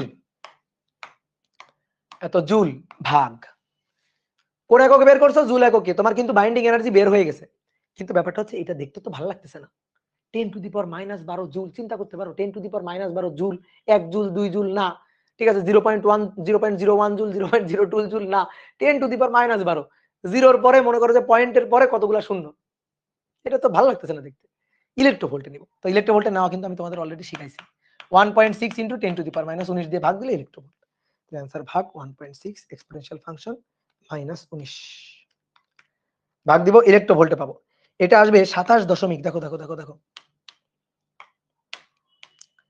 27.386 গুণ 386 গুণ 10⁻6 ইলেকট্রোভোল্ট হয়েছে। ইলেকট্রোভোল্টের নিচে তুমি কষ্ট করছো, সমস্যা নেই, কিন্তু আরেকটু সুন্দর করা যায় না? 10⁻6 আছে, 10⁻6 তাহলে কি করা যায়? 27.386, এই যে এটা সুন্দর এখন মেগা ইলেকট্রোভোল্ট। এই এটাই হচ্ছে বাইন্ডিং এনার্জি। আর গড় বাইন্ডিং এনার্জি, গড় বাইন্ডিং এনার্জি হচ্ছে একে নিউক্লিয়ার নাম্বার 4 দিয়ে ভাগ দাও। এই যে নিউক্লিয়ার নাম্বার এ, এর মান কত? এর মান হচ্ছে 4, এর মান 4, তাহলে এ 4 দিয়ে ভাগ দিয়ে দাও, তাহলে গড় নিউক্লিয়ার এনার্জি, তাহলে গড় বন্ধন শক্তি, গড় বন্ধন শক্তি, তাহলে টোটাল বাইন্ডিং এনার্জিকে ভাগ দিব নিউক্লিয়ার নাম্বার এ দিয়ে। তো টোটাল বাইন্ডিং এনার্জি কত? 27.386, তাকে ভাগ দিব 4 দিয়ে, তাহলে অ্যান্সার ভাগ 4। তাহলে দেখো তো কত আসে? 6.84 এত মেগা ইলেকট্রোভোল্ট। এটাই হচ্ছে পার নিউক্লিয়ার বাইন্ডিং এনার্জি। কি ক্লিয়ার? পার নিউক্লিয়ার বাইন্ডিং এনার্জি, এই হচ্ছে আমাদের হিসাব নিকাশ। ওকে ডান। এবার কেউ একজন বলছে ভাই যদি অ্যাটমিক মাস ইউনিটকে আমি আগে কেজিতে কনভার্ট করে নিতেই পারো, কিন্তু দেখতে ভালো লাগবে না তো, অনেক বড় হয়ে যাবে। তা আগে অ্যাটমিক মাস ইউনিটে করে নিলাম, তারপরে এভাবে করলাম। এইবার শোনো, এই ম্যাথ কিন্তু তোমার এমসিকিউতে আসবে, ঠিক আছে? এই ম্যাথ কিন্তু তোমার এমসিকিউতে আসবে, রিটেনও আসবে, এমসিকিউতে আসবে। এবার এমসিকিউতে আসলে একটা বুদ্ধি আছে। কি বুদ্ধি? চালাকি। কি চালাকি? এই ম্যাথ আমি জাস্ট ক্যালকুলেটর চাপ দিয়ে এমসিকিউতে আসলে অ্যান্সার বলে দিতে পারবো। আসুক, আমি ক্যালকুলেটর চাপ দিয়ে এমসিকিউতে আসলে অ্যান্সার বলে দিতে পারবো। কেমনে করবো জানো? আমি একটা ছোট্ট জিনিস মুখস্থ রাখবো, সেটা হচ্ছে এই যে 1 অ্যাটমিক মাস, মানে এই যে 1 এএমইউ 1 অ্যাটমিক মাস ইউনিট, এইটারে কেজি, সেই এই 1 অ্যাটমিক মাস ইউনিটকে আমি 0.02932 না, 1 অ্যাটমিক মাস ইউনিটকে আস্তে আস্তে আস্তে আস্তে আস্তে আস্তে তুমি ইলেকট্রোভোল্ট, মেগা ইলেকট্রোভোল্টে কনভার্ট করো। তো আমরা এটা জানি, বা আমাদের দেখবা বইতে লেখা আছে যে 1 অ্যাটমিক মাস ইউনিটকে, 1 অ্যাটমিক মাস ইউনিট এটাকে যদি আমরা এনার্জিতে কনভার্ট করি, তাহলে 931.5 মেগা ইলেকট্রোভোল্ট পাওয়া যায়, 5 মেগা ইলেকট্রোভোল্ট পাওয়া যায়। এক্স্যাক্টলি এই মানটা মেবি 900, মানে বিভিন্ন বইতে বিভিন্ন রকম লেখা আছে। তো আমি ইসাক স্যারের বই থেকে লিখলাম 931.5, এটা অনেক সময় 933 না কত যেন পাওয়া যায়, ঠিক আছে, আমার খেয়াল নাই। তবে হিসাব করলে মানটা কিন্তু একটু এদিক ওদিক হতে পারে। তো তোমার প্রশ্নে যদি তথ্য দেওয়া থাকে তো খুবই ভালো, দেওয়া থাকলে তো খুবই ভালো। প্রশ্নে যে তথ্য দেওয়া থাকবে 1 atomic mass unit equal to তত মেগা ইলেকট্রোভোল্ট, আর প্রশ্নে যদি দেখো ইনফরমেশন দেওয়া নেই, ইনফরমেশন গিভেন না, তাহলে তুমি মোটামুটি এইটা ধরে নিয়ে কাজ করতে পারো। কিন্তু কথা হচ্ছে ইনফরমেশন দেওয়া না থাকলে খবরদার খবরদার সৃজনশীল প্রশ্নে কিন্তু করা যাবে না, ঠিক আছে? খবরদার সৃজনশীল প্রশ্নে কিন্তু করা যাবে না, ঠিক আছে? খবরদার সৃজনশীল প্রশ্নে কিন্তু এই ইনফরমেশন দেওয়া না থাকলে তুমি খবরদার এটা করতে পারবে না। রিটেন ম্যাথে করতে পারবা কিনা? রিটেন ম্যাথে যদি কিছু লেখা থাকে, ধরো 1 atomic mass unit equal to 930 লেখা আছে, 934 লেখা আছে, 932 মেগা ইলেকট্রোভোল্ট লেখা আছে, যদি এরকম লেখা থাকে, যদি লেখা থাকে, ওকে দেন কোনো সমস্যা নেই, যা লেখা থাকবে দেওয়া আছে তুমি ওই ইনফরমেশন ব্যবহার করতে পারো। কিন্তু ধরো দেওয়া নেই, তাহলে আর ওই ইনফরমেশন ব্যবহার করতে যাবা না, ঠিক আছে? তাহলে ধরো এমসিকিউতে আসছে, কিছু ইনফরমেশন দেওয়া নেই, ওকে তুমি তোমার মন মতো করে এই 931.5 বা 932 যা খুশি একটা ধরে নিয়ে করো, দেখবা এর আশেপাশে কোনটা অ্যান্সার, ঠিক আছে? এর আশেপাশে কোনটা অ্যান্সার সেটা হচ্ছে অ্যান্সার। তবে নরমালি 931.5 এটাই ম্যাক্সিমাম সময় থাকে, ঠিক আছে? তো তোমরা একটু দেখবা 1 অ্যাটমিক মাস ইউনিটকে শক্তিতে এনার্জিতে কনভার্ট করলে কত হয়। আচ্ছা আমি বলে দিচ্ছি, 1 অ্যাটমিক মাস ইউনিট হচ্ছে 1.66, 1 পয়েন্ট একেবারে পুরো মানটা নিব, 057 এক্সপোনেনশিয়াল ফাংশন -27 এত কেজি গুণ 3 এক্সপোনেনশিয়াল ফাংশন 8 তার স্কয়ার জুল হলো, তাকে ভাগ, ভাগ হচ্ছে 1.6 এক্সপোনেনশিয়াল ফাংশন -19 দিয়ে ভাগ করলাম, ভাগ করে ভাগ হচ্ছে 10 to the power 6, 10 to the power 6, 934.04, 934.04 mega electronvolt. বুঝছো? ওরা আসলে কি করছে, ওই 1.66057 আমরা পুরো মানটা নিছি। ওরা মেবি ওইটা নাই নাই দেখি 1.66 নিছে মনে হয়। 1.66 into 10 to the power minus 27 গুণ 3 এক্সপোনেনশিয়াল ফাংশন 8 তার স্কয়ার ভাগ ভাগ ভাগ হচ্ছে 1.6 এক্সপোনেনশিয়াল ফাংশন মাইনাস 19। দেখি এবার কত আসে। এইবার আসে হচ্ছে 933 দশমিক। ঠিক আছে, যত কম মান নেওয়া হবে তত এই মানটাও কমবে। 933.75 আসছে এবার। তাহলে এই হচ্ছে কাহিনী। ঠিক আছে, তো এক্সাক্ট মান হচ্ছে 934। তো তোমার বইতে 931.5 লেখা থাকলে তুমি ওটা ধরেই করবা, কোনো আপত্তি নাই। ঠিক আছে, আর এমসিকিউ এর জন্য এটা মুখস্থ রাখতে পারো। ক্লিয়ার? ওকে, এবার আসো আমরা একটা সুন্দর ম্যাথ প্রবলেম সলভ করব। একটা নিউক্লিয়ার ফিশন বিক্রিয়া আছে। দেখো একটা নিউক্লিয়ার ফিশন বিক্রিয়া আছে, একটা বিক্রিয়া, বিশাল বড় একটা বিক্রিয়া। ঠিক আছে, এই বিক্রিয়াটা আমি একটু পড়ে দিই, তারপর আরো কিছু ইনফরমেশন দেওয়া আছে, আমি লিখতেছি। বলা হচ্ছে একটা ইউরেনিয়াম নিউক্লিয়াসকে একটা নিউট্রন দিয়ে প্লাস প্লাস মানে হিট করা হয়েছে। তো এই যে নিউক্লিয়াসটা, ইউরেনিয়ামের যে নিউক্লিয়াসটা, এই নিউক্লিয়াসটা ফিশন বিক্রিয়ার মাধ্যমে ভেঙে যাবে। ভেঙে আবার সে কি করবে, ভেঙে আবার সে দুইটা আলাদা আলাদা নিউক্লিয়াস তৈরি করবে। আলাদা আলাদা কার নিউক্লিয়াস? এখানে তৈরি করছে বেরিয়াম আর ক্রিপ্টন। আরো অন্য ভিন্ন দুইটা নিউক্লিয়াস কিন্তু তৈরি করতে পারে। তাহলে আরো দুইটা নিউক্লিয়াস তৈরি করছে, নিউক্লিয়াস তৈরি করছে, ভেঙে ভেঙে দুটো নিউক্লিয়াসে পরিণত হয়েছে। এবার তারপরে কিছু নিউট্রন, এই যে একটা নিউট্রন, এখানে একটা নিউট্রন আছে, এখানে যে একটা নিউট্রন কিনা আমি জানি না, এটা নিউট্রন প্লাস কিছু এনার্জি নির্গত হবে। এই যে এনার্জি, এই শক্তি, নিউক্লিয়ার বিক্রিয়ায়, নিউক্লিয়ার ফিশন বিক্রিয়ায় প্রাপ্ত শক্তি, এবার এই শক্তি দিয়ে তুমি কি করতে চাও বলো? এই শক্তি দিয়ে তুমি কি করতে চাও? এই শক্তি দিয়ে তুমি এবার পাওয়ার পাওয়ার পাওয়ার প্ল্যান্ট বানাইতে চাও। শক্তি দিয়ে পাওয়ার প্ল্যান্ট বানাইতে চাও, nuclear power plant, nuclear power plant. ঠিক আছে, পারমাণবিক বিদ্যুৎ কেন্দ্র, এই যে রূপপুর হচ্ছে, তাই না? এই যে আমাদের এখানে রূপপুরে হচ্ছে, তাই তো? এই রূপপুর পাওয়ার প্ল্যান্টে এই ধরনের এই যে ইউরেনিয়াম, কয়েকদিন আগে তোমরা শুনলে না, ইউরেনিয়াম কয়েক ট্রাক ভরে ইউরেনিয়াম নিয়ে গেছে। তো সেই ইউরেনিয়াম নিউক্লিয়ার ফিশন বিক্রিয়ার মাধ্যমে এভাবে ইউরেনিয়াম ভাঙা হবে। ইউরেনিয়াম ভাঙলে এভাবে আমরা তেজস্ক্রিয় বজ্র পাবো। এই যে তেজস্ক্রিয় বর্জ্য হচ্ছে এগুলা, যে বেরিয়াম, ক্রিপ্টন, এই যে নিউক্লিয়াস ভেঙে যাবে, ইউরেনিয়াম নিউক্লিয়াস ভেঙে এই যে বেরিয়াম, ক্রিপ্টন এগুলা তৈরি হবে। এবার এইগুলা এইগুলা এগুলা তেজস্ক্রিয়, কিন্তু এগুলা হচ্ছে তেজস্ক্রিয় মৌল হিসাব, এই হিসাবে থাকবে। এগুলা নিউক্লিয়ার বর্জ্য আর কি, প্লাস নিউটন প্লাস কিছু শক্তি নির্গত হবে, এই যে শক্তি। এবার ওই শক্তিটাই আমার বিদ্যুৎ শক্তি। ওই শক্তিটাকে কাজে লাগাই আমি কি করব, তড়িৎ শক্তি তৈরি করব। নিউক্লিয়ার পাওয়ার প্ল্যান্টে এই যে নিউক্লিয়ার বিক্রিয়া ফিশনে নির্গত শক্তি, এটাই আমি ইলেকট্রিক্যাল এনার্জিতে কনভার্ট করব, তারপরে ইলেকট্রিক্যাল এনার্জিতে কনভার্ট করে তোমার বাসা বাড়িতে সাপ্লাই দিব। এটাই তো কাজ। এই ঘটনাটা এখানে ঘটে। তো ওই রকম এই নিউক্লিয়ার বিক্রিয়াটা লেখা আছে। তো এটা নিউক্লিয়ার ফিশন চেইন বিক্রিয়া, নিউক্লিয়ার ফিশন চেইন বিক্রিয়া। তো কি ঘটে, কেন এটারে চেইন বিক্রিয়া বলা হচ্ছে? চেইন বিক্রিয়া কেন বলা হচ্ছে? দেখো আমাদের এখানে প্রথমে বলা আছে ওই যে শক্তি, আমি আগে প্রশ্নটা কমপ্লিট করি। শক্তি লেখা আছে না? তো বলা হচ্ছে নির্গত শক্তির, নির্গত ওই শক্তির, নির্গত শক্তির 10% গামা রশ্মি বহন করে। নির্গত শক্তির ওখান থেকে যে শক্তি নির্গত হবে তার আবার 10% গামা রশ্মি বহন করে। নির্গত শক্তির 10% গামা রশ্মি বহন করে। এবার এক নম্বর হচ্ছে ওই যে নিউট্রন, ওই যে বলছে কতগুলো নিউট্রন নির্গত হবে এই বিক্রিয়ায়। এই বিক্রিয়ায় কতগুলো নিউট্রন নির্গত হবে। 2 নম্বর, এই বিক্রিয়ায় ভর ত্রুটি ও প্রাপ্ত শক্তি, এই বিক্রিয়ার ভর ত্রুটি বের করতে হবে ও নির্গত শক্তি, নির্গত শক্তি। আর 3 নম্বর, আলফা, এই যে গামা রশ্মি, সে আলফা কণাকে ভাঙতে পারবে কিনা, গাণিতিকভাবে মূল্যায়ন করো। যে গামা রশ্মি আলফা কণাকে ভাঙতে পারবে কিনা, ভাঙতে পারবে কিনা, এইটা গাণিতিকভাবে মূল্যায়ন করতে বলছে। এই হচ্ছে আমাদের মানে পুরো প্রশ্নটা। এইবার আসো, প্রথম প্রশ্নটা কি বলছে, কয়টি নিউট্রন নির্গত হবে। তো এই কয়টি নিউট্রন নির্গত হবে এটা হিসাব করতে গেলেই আমরা এই নিউক্লিয়ার ফিশন চেইন বিক্রিয়া, কেন এটা চেইন বিক্রিয়া সেটা বুঝে নেব। আসো দেখো 235 আর 92, একে আমি একটা নিউটন দিয়ে আঘাত করতেছি। তো নিউটনের উপরে কত, 1, আর 235, তো 235 আর 1 যোগ হয়ে 236। দেখো এইটাকে এইভাবে না লিখে এইভাবে লেখা হইতে পারে, মানে অনেক সময় তুমি দেখবা তোমার উদ্দীপকে এইটুকু নেই, এটুকু আছে, তো এটার কথাও কিন্তু একই।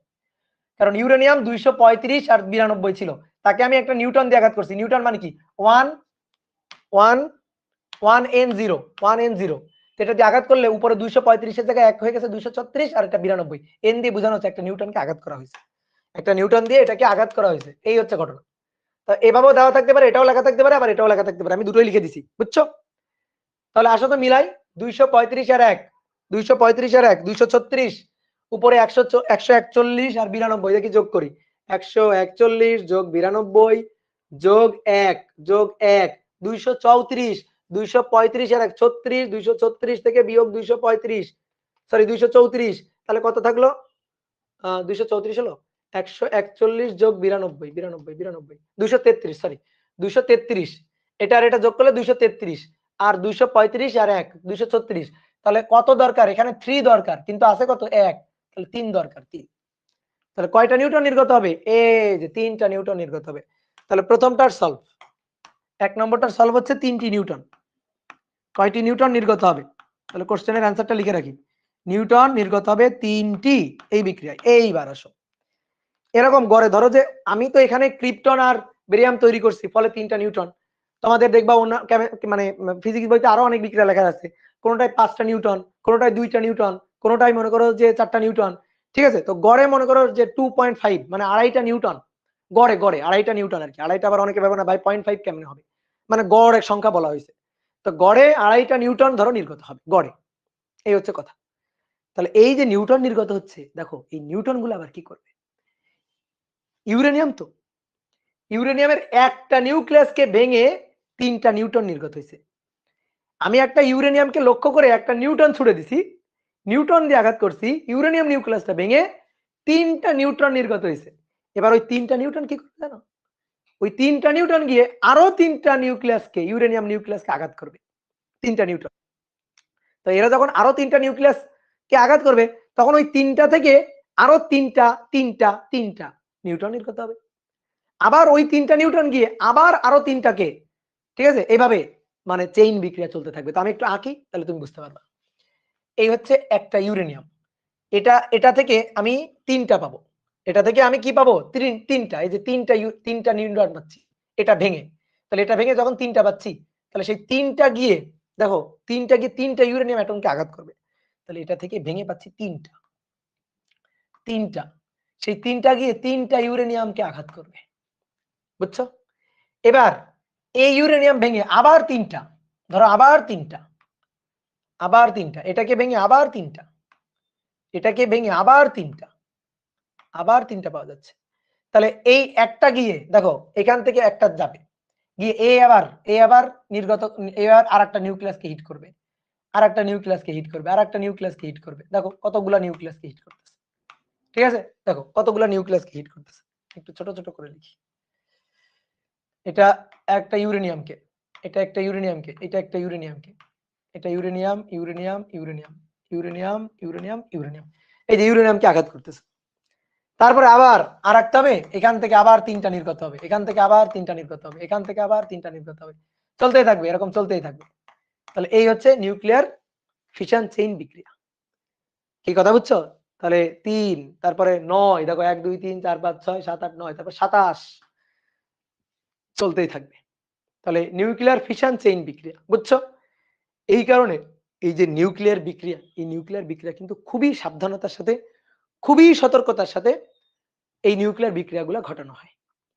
এই যে রূপপুরে যে এই যে ইউরেনিয়াম নিয়ে যাওয়া হলো, ঠিক আছে, এই যে এই নিউক্লিয়ার বিক্রিয়া যে ইউরেনিয়াম নিয়ে যাওয়া হবে, সেখান থেকে নিউক্লিয়ার বিক্রিয়ার মাধ্যমে যে তড়িৎ শক্তি তৈরি করা হবে, দেখো ইউরেনিয়াম নিয়ে যাওয়া হলো কত সতর্কতার সাথে, কত সাবধানতার সাথে নিয়ে যাওয়া হলো। কোনোভাবে যেন এই মানে মানে নর্মালি ইউরেনিয়াম অনেক দামি মূল্য, তো আর দামি কেন?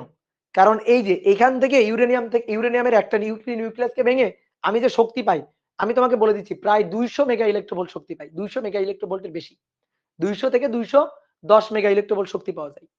তাহলে খুব বেশি, অনেক বেশি শক্তি পাওয়া যায়। তো এই যে শক্তি, এই শক্তি আসে কি এই নিউক্লিয়ার বিক্রিয়া থেকে। তো দেখো একটা ভেঙে এরকম, তাহলে এবার একটা ভাঙতেছে 27, 9টা ভাঙতেছে, তারপর 27টা ভাঙতেছে, তাহলে বহুত বহুত শক্তি পাওয়া যাবে না? কোনোভাবে ধরো যে আমি মনে করো এই বিক্রিয়াকে কন্ট্রোল করতে পারি নাই, কোনোভাবে পাওয়ার প্ল্যান্টে এই বিক্রিয়াটাকে কন্ট্রোল করা যায় না। পাওয়ার প্ল্যান্টে নরমালি এই যে পাওয়ার প্ল্যান্টের যে নিউক্লিয়ার রিঅ্যাক্টর থাকে না, এরকম বড় মনো দেখবা যে এই যে রূপপুরেও এরকম দেখা যায়, এইগুলাকে বলা হয় রিঅ্যাক্টর, নিউক্লিয়ার রিঅ্যাক্টর। এইগুলা এই একটা এগুলা এক একটা নিউক্লিয়ার রিঅ্যাক্টর, ঠিক আছে? এগুলা নিউক্লিয়ার রিঅ্যাক্টর। এই নিউক্লিয়ার রিঅ্যাক্টরের গুলার মধ্যেই এই ইউরেনিয়ামের এই ফিশন বিক্রিয়াটা হয়, ইউরেনিয়ামের ফিশন বিক্রিয়াটা হয়। তো কোনোভাবে ধরো এই ফিশন বিক্রিয়াটা এগুলার যে দেওয়াল, এই দেওয়ালের পুরুত্ব অনেক বেশি হয়, যাতে কোনোভাবে ভেতরের এই বিক্রিয়া বাইরে গিয়ে কোনো প্রভাব টভাব ফেলতে না পারে। বিশাল মনে করো যে পুরো দেওয়াল তৈরি করা হয়। তো এই নিউক্লিয়ার রিঅ্যাক্টরের মধ্যে যে বিক্রিয়াটা ঘটানো হয়, সেই বিক্রিয়াটা নরমালি এই ধরনের উপরের বিক্রিয়াটা, ঠিক আছে? তো এই বিক্রিয়া যদি কন্ট্রোল করা না যায়, এই বিক্রিয়া যদি সাবধানতার সাথে ঘটানো না যায়, ধরো মনে করো আমি কি করছি, 1 বছরের জ্বালানি এনে রাখছি, 1 বছরের জ্বালানি মজুত করে রাখছি। আমি কি করলাম, কোনোভাবে ওই 1 বছরের জ্বালানি যেখানে মজুত আছে, ইউরেনিয়াম যেখানে মজুত আছে, ইউরেনিয়াম মনে করো যে আলু যেভাবে গুদাম করা হয়, ইউরেনিয়াম কিন্তু ওইভাবে গুদামের মতো রাখা হয় না, খুবই সাবধানতার সাথে রাখা হয়। কেন? এই বিক্রিয়ার কারণে। কোনোভাবে মনে করো যেখানে ইউরেনিয়াম মজুত করে রাখা হয়েছে, কোনোভাবে এইরকম এই নিউক্লিয়ার এই যে ফিশন বিক্রিয়া, এটা কোনোভাবে ওই মজুত করা ওই বিশাল পরিমাণে সংগঠিত হয়ে গেল, তাহলে এটা কি হিসাবে কাজ করে জানো? ওইখানে এই চেইন বিক্রিয়া এটা যদি ঘটতে থাকে 10 সেকেন্ড এরকম চেইন বিক্রিয়া ঘটে বিশাল পরিমাণ শক্তি নির্গত হবে, বিশাল পরিমাণ। তুমি মনে করো আমি এখানে রাজশাহী আছি, রূপপুর পাওয়ার প্ল্যান্টে ধরো যে এরকম যদি কোনো ঘটনা ঘটে, আমি এখানে থেকে টের পেয়ে যাবো। এত সাবধানতার সাথে এই জিনিসগুলো করা হয়, মানে তখন ওটা আসলে অ্যাটম বোমের মতো কাজ করবে, অ্যাটম বোমের মতো কাজ করবে, ওটা পারমাণবিক বোমা হয়ে যাবে, বোমা বিস্ফোরণ হয়ে যাবে এখানে। এই ইউরেনিয়াম দিয়ে ধরো ভালো কাজও করা হয়, খারাপ কাজও করা হয়। তুমি যদি পাওয়ার প্ল্যান্ট ব্যবহার করো, পাওয়ার প্ল্যান্টে ব্যবহার করো, তাহলে সেটা ভালো কাজের জন্য। ভালো কাজের জন্য যেটা আমরা ধরো বাংলাদেশের এই যে নতুন যে পাওয়ার প্ল্যান্টটা যেটা হবে রাশিয়ার মানে সাহায্যে, ঠিক আছে, রাশিয়ার মানে অর্থনৈতিক সাহায্যে এবং বাংলাদেশের মেলবন্ধনে যেটা হচ্ছে আর কি। তো এইটা মনে করো যে পাওয়ার প্ল্যান্ট, এটা তো মানুষের কল্যাণের জন্য ব্যবহার হচ্ছে। এমন মনে করো যে বিভিন্ন দেশ পারমাণবিক যে বোমা টোমা তৈরি করে বা পারমাণবিক যে অ্যাটম বোমের মানে শক্তি টক্তি প্রদর্শন করে, তো তারা কি করে, তারা তখন এই যে নিউক্লিয়ার এই ফিশন বিক্রিয়ার মাধ্যমে বিশাল পরিমাণ শক্তি নির্গত করে। তো এরকম বিশাল পরিমাণ শক্তি নির্গত আশেপাশের এলাকা সব খেপে উঠবে। কি কথা বুঝছো? ক্লিয়ার? তাহলে এটাই হচ্ছে কাহিনী। কি ক্লিয়ার? এইবার আসো, তাহলে আমরা এবার বিক্রিয়াতে ফেরত যাই। কি বলছে? এখানে যে বিক্রিয়াটা হবে, এই বিক্রিয়ায় ওই যে শক্তি নির্গত হবে, সেই নির্গত শক্তির 10% গামা বহন করে। আমার চাইছে ভর ত্রুটি আর নির্গত শক্তি। তাহলে এই যে শক্তিটা না, এই শক্তিটা তো ভর ত্রুটি থেকেই আসবে। এই শক্তিটা তো ভর ত্রুটি থেকেই আসবে। ভর ত্রুটি বের করবা, বের করে তার সাথে E = mc²। তাহলে দেখো এদিকে দেখো, কেমিস্ট্রির বিক্রিয়ার মতো এই দুইটা ভেঙে এইটা প্লাস শক্তি, তাহলে শক্তি হচ্ছে ভর ত্রুটি ডেলএম। তাহলে ডেলএম পাওয়া যাবে, এদের ভর যোগ করে এইটা ওই পাশে পাঠা বিয়োগ করবা, বিয়োগ করলে ভর ত্রুটি ডেলএম পাবা। আর ওই ডেলএমটাই আসলে শক্তি। তাহলে ডেলএমটাই শক্তি, আমাদের এই ডেলএমটাই বের করতে হবে। তাহলে আসো 2 নম্বর এখান থেকে শুরু করি। ডেল এম ভর ত্রুটি, ডেল এম ভর ত্রুটি হচ্ছে এম ইউরেনিয়াম নিউক্লিয়াস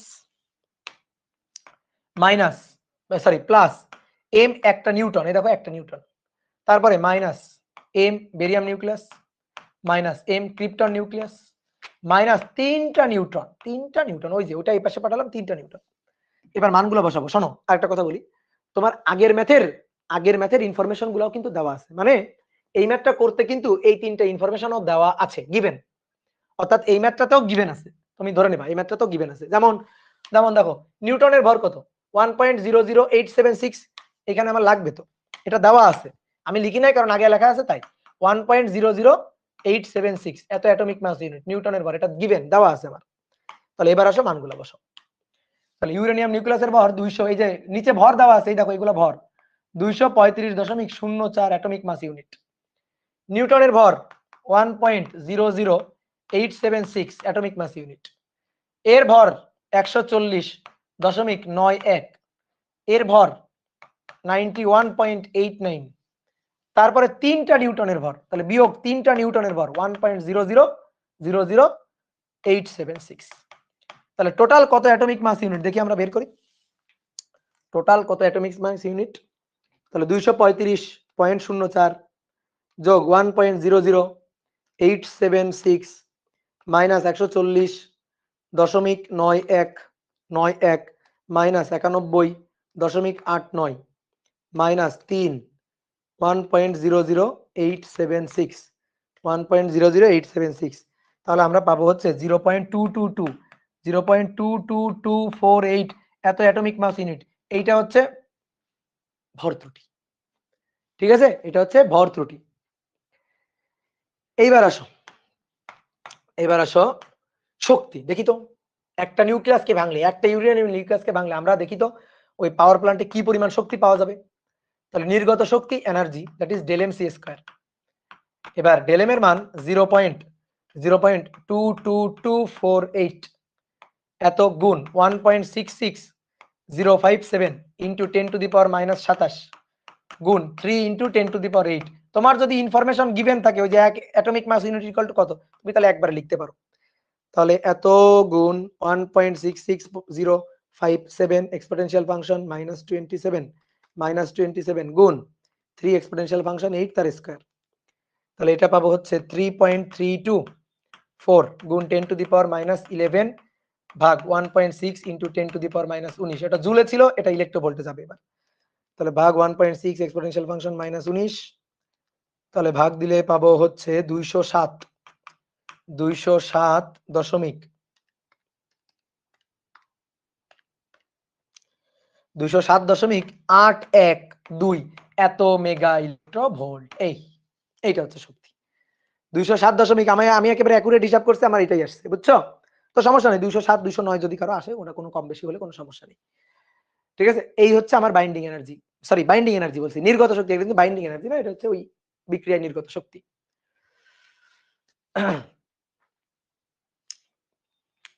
দেন এবার বলছে গামা রশ্মি আলফা কণাকে ভাঙতে পারবে কিনা। আসো, নির্গত শক্তি কিন্তু বের করে ফেলছো, একটা নিউক্লিয়াসকে ভাঙলে এতটুকু শক্তি, দুইটা নিউক্লিয়াসকে ভাঙলে এত গুণ 2 গুণ শক্তি, তিনটা নিউক্লিয়াসকে ভাঙলে এর সাথে গুণ 3, বুঝতে পারছো? বলো তো ভাই, বলো তো 1 কেজি ইউরেনিয়ামকে ভাঙলে কি পরিমাণ শক্তি পাবো? 1 কেজি ইউরেনিয়াম, চিন্তা করে দেখো। আমি তোমার একটু পাওয়ার প্ল্যান্টের একটু ইঞ্জিনিয়ারিং পড়াই এখন, বুঝতে পারছো? রুয়েটের আমরা ইঞ্জিনিয়ারিং পড়ছি যখন, তখন এই হিসাব নিকাশগুলো আমরা পড়ছি। তো তোমার আমি একটু হিসাব নিকাশ বুঝাই। একটা মনে করো যে এই যে রামপালে যেটা হচ্ছে কয়লা তাপ বিদ্যুৎ কেন্দ্র, তারপরে এইটা হচ্ছে রূপপুরে যেটা হচ্ছে সেটা হচ্ছে নিউক্লিয়ার পাওয়ার প্ল্যান্ট। তো এই দুটোর মধ্যে ডিফারেন্সটা কোথায়?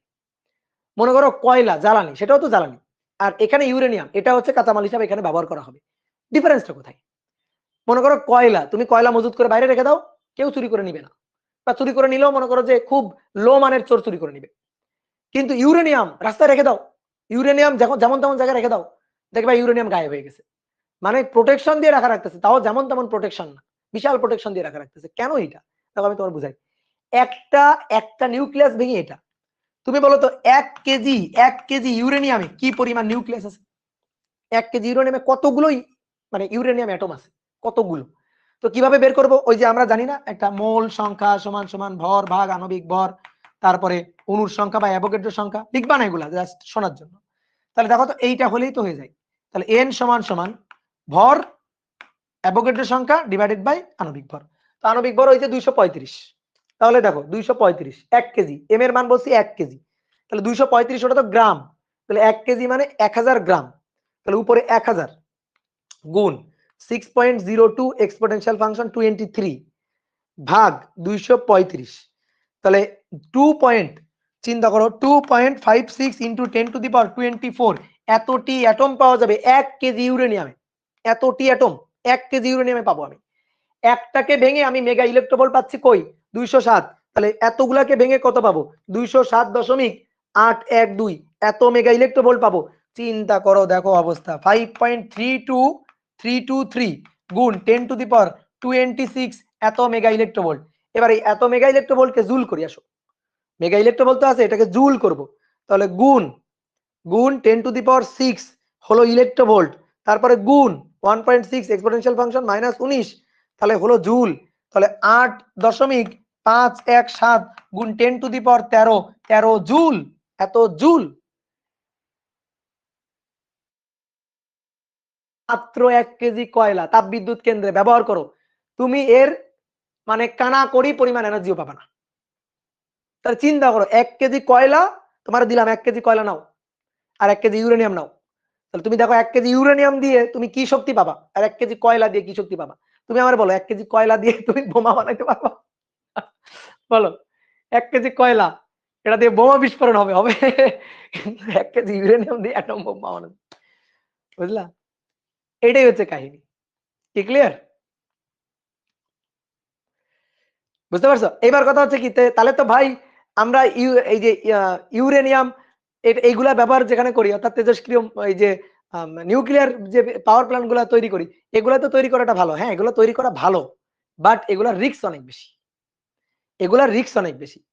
দুর্ঘটনা ঘটলে বিপদ হয়ে যাবে। এটাই হচ্ছে ভয়। তো যদি মনে করো যে দক্ষ মেইনটেন্স দেওয়া হয় তাহলে এই পাওয়ার প্ল্যান্ট ব্যবহার করা বেশ ভালো। ঠিক আছে? কি ক্লিয়ার? কথা কি বুঝছো? তাহলে আমি কিন্তু তোমারে অনেক সুন্দর করে এই জিনিসগুলা বুঝাই দিলাম যে কেন আসলে আমরা 1 কেজি মাত্র 1 কেজি ইউরেনিয়াম থেকে কি পরিমাণ শক্তি পাচ্ছি কিন্তু মাত্র 1 কেজি কয়লা পোড়ায় আমি যে তাপ শক্তি পাবো তা দিয়ে যে পরিমাণ শক্তি একটু আগে পাইছিলাম হবে না এটা। এই কারণে ইউরেনিয়াম পাওয়ার প্ল্যান্টটা খুব সাশ্রয়ী আরকি। মানে এর আবার খরচ বেশি কোথায়? ধরো মনে করো আম ৳১০০ ধরো পাওয়ার প্ল্যান্টে ধরো খরচ হচ্ছে ৳১০০। তো তার মধ্যে করো যে ৳১০ খরচ হচ্ছে মূল কাজে। মূল কাজে ৳১০। বাকি ৳৯০ খরচ, ৳৯০ খরচ হচ্ছে অন্যান্য আনুষঙ্গিক কাজে। ঠিক আছে? বাকি ৳৯০ খরচ হচ্ছে অন্যান্য আনুষঙ্গিক কাজে। যেমন বালিশ উঠানোর খরচ তোমরা তো জানো একবার ভাইরাল ভাইরাল হইছিল।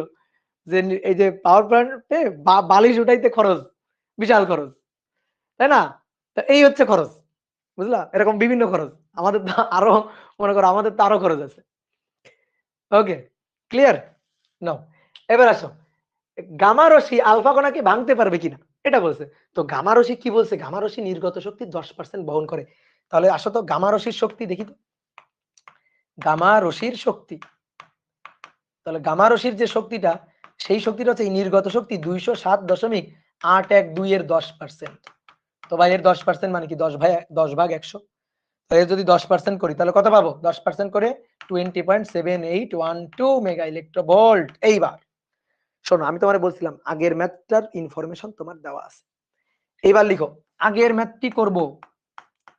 আগের ম্যাথ করব। আগের ম্যাথ করে আমরা একটা আলফা পার্টিকেলের বাইন্ডিং এনার্জি পাবো। যে binding energy of alpha particle তার বাইন্ডিং এনার্জি পাবো কত কত 27.38 মেগা ইলেক্ট্রোভোল্ট। 27 এটা দেখাইতে হবে কিন্তু। তা আমি এখন দেখাবো না কেন? কারণ আমি আগে করছি তো। ওই একই জিনিস। তাহলে 27.80 আসলে তোমার আমি দুটো ম্যাথ করাইনি। আগেরটার এটা একই ম্যাথ। তাহলে 27.38 মেগা ইলেক্ট্রোভোল্ট এটা হচ্ছে আলফা পার্টিকেলের বাইন্ডিং এনার্জি। তুমি এবার বলো পারবে কি পারবে না? তুমি বলো। গামা রশ্মি দিয়ে আঘাত করব আলফা পার্টিকেল ভাঙবে কিনা? তো গামা রশ্মির শক্তি হচ্ছে 20 মেগা ইলেক্ট্রোভোল্ট আর আলফা পার্টিকেলের বাইন্ডিং এনার্জি অ্যাট লিস্ট তার যে পরিমাণ শক্তি দিয়ে আঘাত করলে সে ভেঙে যাবে সেটা হচ্ছে 27.38 মেগা ইলেক্ট্রোভোল্ট। তাহলে আমি যে শক্তিটা দিয়ে হিট করতেছি দ্যাট ইজ নট এনাফ। ঠিক আছে? আলফা পার্টিকেলকে ভাঙার জন্য সেটা এনাফ না। তাহলে সুতরাং পারবে না। কারণ আলফা পার্টিকেলের binding energy is greater than gamma রশ্মির শক্তি। গামা রশ্মির শক্তি। গামা রশ্মির শক্তি। সুতরাং অ্যান্সার হচ্ছে না। ভাঙতে পারবে না। তাহলে অ্যান্সার হচ্ছে না। শেষ। তাহলে সুন্দর একটা সৃজনশীল প্রশ্ন কিন্তু করে দিলাম। ঠিক আছে? হ্যাঁ, আরো 7.38 মেগা ইলেক্ট্রোভোল্ট দরকার। ইয়েস। কি বুঝতে পারছো? ওকে, ডান। এবার আসো। এবার আমাদের স্যারের বইয়ে কয়েকটা ম্যাথ আছে এবং কোশ্চেন ব্যাংকে তোমরা দেখবা যারা ইঞ্জিনিয়ারিং কোশ্চেন ব্যাংকে একটু ঘাটাঘাটি করছো দেখবা বিগত কয়েক বছর এই যে এই অধ্যায় থেকে এই ম্যাথগুলো আসতেছে একেবারে পরপর একই ম্যাথ পরপর আসছে। তাহলে দেখো আমি একটা সুন্দর ম্যাথ লিখে রাখছি। এই ম্যাথটা আমরা করব। এই ম্যাথটা পারলে এরপর আরো দুটো ম্যাথ করতে দেবো সেই দুটো ম্যাথ তোমরা নিজেরা করবা। দেখো একটা ম্যাথ বুঝলেই ভালো হবে। এবার আমি তোমাদের বলি তোমাদের যদি একটু প্রথমে কষ্ট দিতাম সেটা ভালো হইতো। কারণ তোমরা এই ম্যাথগুলো নিয়ে যদি একটু ঘাটাঘাটি করতা তাহলে তোমরা টের পাইতা এই ম্যাথ করা কত কষ্ট। কিন্তু আমি এখন করাবো একেবারে মনে করো পানির মতো সহজ নিয়ম। কেন? ইসাক স্যারের বইতে ঐকিক নিয়ম দিয়ে করা আছে। ঐকিক নিয়ম হচ্ছে দুনিয়ার জঘন্য নিয়ম। দুনিয়ার সবচেয়ে জঘন্য নিয়ম হচ্ছে ঐকিক নিয়ম। ঐকিক নিয়ম দিয়ে করছে এত কেজিতে এত শক্তি এততে কত এইভাবে ঐকিক নিয়ম দিয়ে করছে কিচ্ছু বোঝা যাবে না। ওভাবে করলে কিচ্ছু বোঝা যাবে না। ম্যাথ মুখস্থ করা হবে। আমরা ঐকিক নিয়ম না আমরা যে কোনো ম্যাথ করবো কিভাবে জানো? সূত্র বেস। আমরা একটা সূত্র তৈরি করব দেন ম্যাথ করে ফেলবো। তো কি বলছে আমি তোমার বলি। একটা 200 মেগাওয়াটের নিউক্লিয়ার রিঅ্যাক্টর এই যে নিউক্লিয়ার রিঅ্যাক্টর কোনগুলা? ওই যে দেখবা রাস্তা থেকে দূর থেকে দেখা যায় এই যে নিউক্লিয়ার রিঅ্যাক্টর এগুলো হচ্ছে নিউক্লিয়ার রিঅ্যাক্টর। এগুলা হচ্ছে এই যে নিউক্লিয়ার পাওয়ার প্ল্যান্টের নিউক্লিয়ার রিঅ্যাক্টর। এই নিউক্লিয়ার রিঅ্যাক্টরে, এই যে নিউক্লিয়ার রিঅ্যাক্টর, এই নিউক্লিয়ার রিঅ্যাক্টরে 10 বছরে জ্বালানির অর্ধেক খরচ করে। ওকে, ভালো কথা।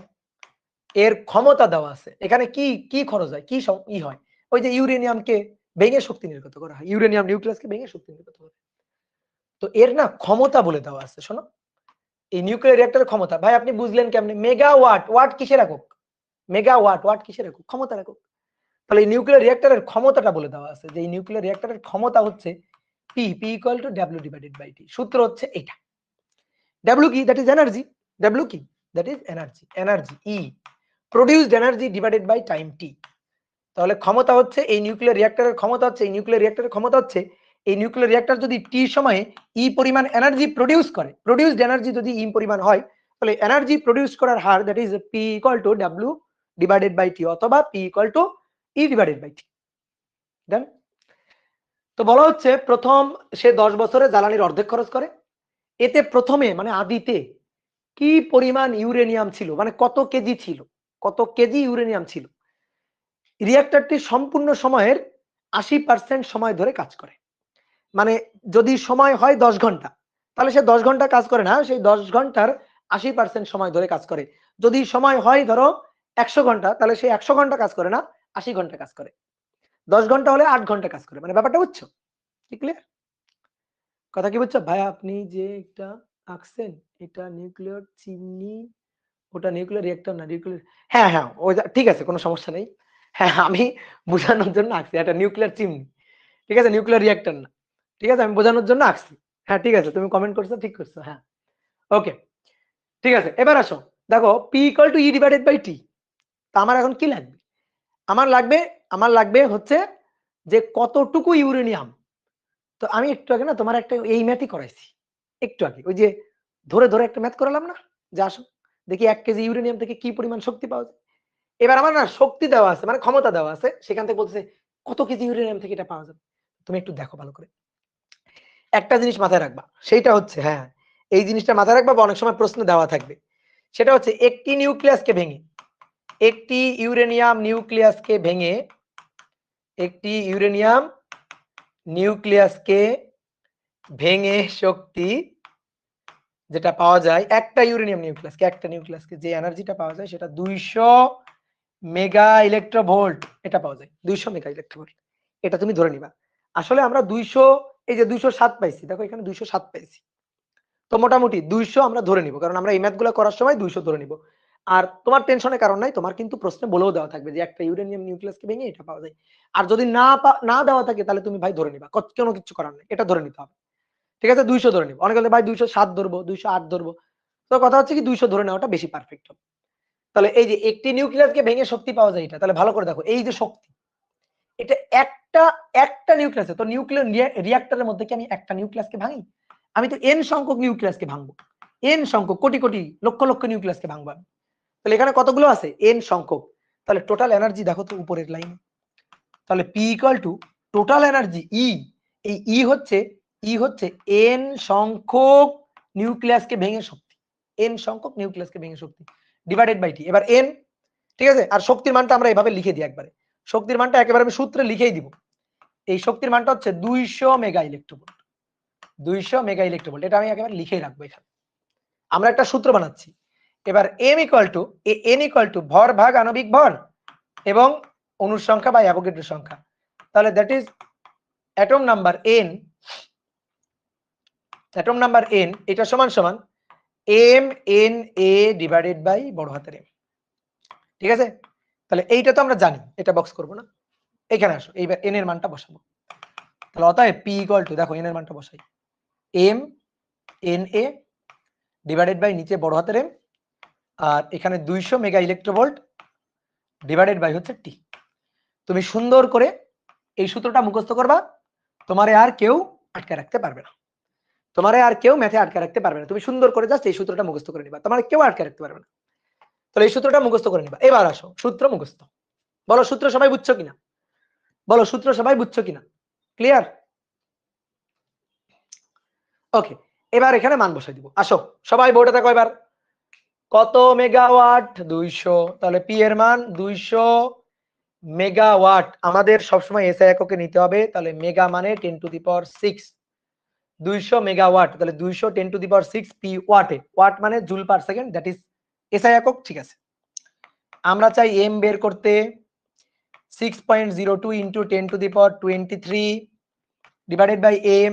এম হচ্ছে পারমাণবিক ভর, তো ইউরেনিয়াম এই যে 235 এটা আমরা জানি, তাহলে 235 এখানে লিখে দিবা 235 এত গ্রাম। ঠিক আছে, এই 235 কিন্তু ভাই গ্রামে, ভালো করে মনে রাখিও 235 গ্রামে। এবার অ্যাভোগাড্রোর সংখ্যা বসালাম 200 মেগা ইলেকট্রোভোল্ট, তাহলে 200 মেগাকে 10⁶ করলাম, ইলেকট্রোভোল্ট হইলো, 10⁶ করলাম, ইলেকট্রোভোল্ট হইলো। আমার এসআই একক এখানে এই পাওয়ারটা আছে জুল পার সেকেন্ডে, মানে ওয়াটে, ভালো করে শুনিও, ওয়াটে আছে, ওয়াটে আছে, তাহলে এইখানে আমার ওয়াটে নিতে হবে, মানে জুলে নিতে হবে, সহজ কথা। তাহলে মেগাকে 10⁶ করলাম, ইলেকট্রোভোল্টকে জুল করব, 1.6 ইন্টু 10⁻⁻19 জুল হলো, আর ইলেকট্রোভোল্ট নেই, এটা জুল হয়ে গেল, ডিভাইডেড বাই নিচের সময় টি, কত বছর? 10 বছর। নিউক্লিয়ার রিঅ্যাক্টর 10 বছরে জ্বালানির অর্ধেক খরচ করে, সময় কত? 10 বছর, 10 বছর সময় বলছে, সম্পূর্ণ সময়ের 80% কাজ করে, 10 বছরের 80% কাজ করে। তাহলে ভালো করে দেখো, 80% মানে 0.8 গুণ হচ্ছে 10 বছর, মানে একবার 8 লিখে দিতে পারতাম, হ্যাঁ, তাহলে 0.8 গুণ হচ্ছে 10 বছর, 10 বছরের 80%, কিন্তু 10 কিসে আছে? বছরে। তাহলে বছরকে কি করব? বছরকে সেকেন্ড পর্যন্ত নিয়ে যাব, বছরকে সেকেন্ড। এক বছরে 365 দিন, তাহলে 10 বছরে 10 গুণ 365 দিন, একদিনে 24 ঘন্টা, 1 ঘন্টায় 3600 সেকেন্ড। ডান, কে ক্লিয়ার? 1 ঘন্টায় 3600 সেকেন্ড, কি ক্লিয়ার? তাহলে সূত্রটা হচ্ছে এইটা, ক্লিয়ার? এই যে শেষ, সবই জানি, শুধু জানি না এম এর মান। তাহলে আমি আরেকবার কি বলবো? পি মেগাওয়াট দেওয়া আছে গুণ 10⁶ ওয়াট, এম বের করতে চাই, এই এমটা আণবিক ভর 235, অ্যাভোগাড্রো নাম্বার বসালাম, 200 মেগা ইলেকট্রোভোল্টকে জুল করলাম, তাহলে 200 গুণ 10⁶ গুণ 1.6 ইন্টু 10⁻⁻19 ডিভাইডেড বাই সময় ছিল 10 বছর, 10 বছর, তাহলে 10 বছরের 0.8%, 10 বছরের 0.8 গুণ মানে 80%, তারপরে 365, তারপরে 24, তারপরে 3600। ক্লিয়ার? এইবার আসো, তাহলে এইখান থেকে হিসাব নিকাশ করে এম এর মানটা বের করব। এম এর মান 200 এক্সপোনেনশিয়াল ফাংশন 6 গুণ 235 গুণ 0.8 গুণ 10 গুণ 365 গুণ 24 গুণ 3600, যদি হিসাব নিকাশ ঠিক থাকে, ভাগ 6.02 এক্সপোনেনশিয়াল ফাংশন 23 গুণ 200 এক্সপোনেনশিয়াল ফাংশন 6 গুণ 1.6 গুণ 1.6 এক্সপোনেনশিয়াল ফাংশন -19 19 19 19 19 বিসমিল্লাহ। তাহলে কত হলো? কত হলো? এত গ্রাম, তাহলে 6 ইন্টু, এত কিন্তু গ্রামে, বলো কেন গ্রামে, দেখি কে বলতে পারে? 155 গুণ 10⁵, এটা কিন্তু গ্রামে, এটা কিন্তু গ্রামে, বলো। হ্যাঁ হ্যাঁ ঠিক মিলছে তো, এটা কিন্তু গ্রাম গ্রাম গ্রাম গ্রাম, হ্যাঁ। কেন গ্রাম? এই 235 গ্রাম, তাই 235 গ্রামে, তাহলে এম আসবে গ্রামে। এবার তোমার কেজি নিতে ইচ্ছা হলে নাও, তাহলে এত কেজি মানে 10⁵ আছে হচ্ছে, মানে এখান থেকে 10⁵ বাদ দিয়ে দাও, তাহলে 6.155 গুণ 10⁵ কেজি, এত কেজি ইউরেনিয়াম, এত কেজি, এত কেজি ইউরেনিয়াম, বুঝছো? এই যে এত কেজি। এবার শোনো, অ্যান্সার কিন্তু এটা না, অ্যান্সার কিন্তু এটা না, এবার ভালো করে পড়ো। বলছে রিঅ্যাক্টরটি 10 বছরে জ্বালানির অর্ধেক খরচ করে, এটা খরচ করে, এটা ব্যয় করে, তাই না? আমার 10 বছর, 10 বছরের 80% সময় কাজ করছে, তাহলে এইটা হচ্ছে 10 বছরে খরচ করা, 10 বছরে খরচ করার পরিমাণ এটা বলতেছে। 10 বছরে জ্বালানির অর্ধেক খরচ করে, প্রথমে কতটুকু ছিল? মনে করো তোমার বাসায় খাবার আছে, তুমি 10 বছরে 50 কেজি খাবার খেয়ে ফেলছো, 10 বছরে 50 কেজি খাবার খেয়ে ফেলছো, তো আমি বলছি 10 বছরে তুমি অর্ধেক খাইছো, তাহলে তোমার 10 বছর আগে কত ছিল? পুরোটা কত ছিল? 100 কেজি ছিল, অর্ধেক খাইছো তুমি, তো এই হচ্ছে কথা। কি ক্লিয়ার? কথা কি বুঝছো? বলো বুঝছো কিনা? তাহলে ও আচ্ছা, এখানে সরি সরি সরি, এখানে তো 10⁻³ হবে না, 10⁻² হবে, ভুল করেছি, 10⁻² KG, 10 to the power 2 KG. কি ক্লিয়ার? তাহলে এইটা খরচ করছে, তাহলে 10 বছরে অর্ধেক খরচ করে, তাহলে ছিল কত? এর দ্বিগুণ। তাহলে ছিল কত? এর দ্বিগুণ। অর্ধেক খরচ করছে, তাহলে ছিল কত? ইউরেনিয়াম ছিল 6.155 গুণ 10 টু দি পাওয়ার 2 এত কেজি গুণ 2 কেজি। ঠিক আছে, এটাই হচ্ছে অ্যান্সার। বলো বুঝতে পারছো কিনা? গুণ 2 হবে, গুণ 2 হবে। ক্লিয়ার?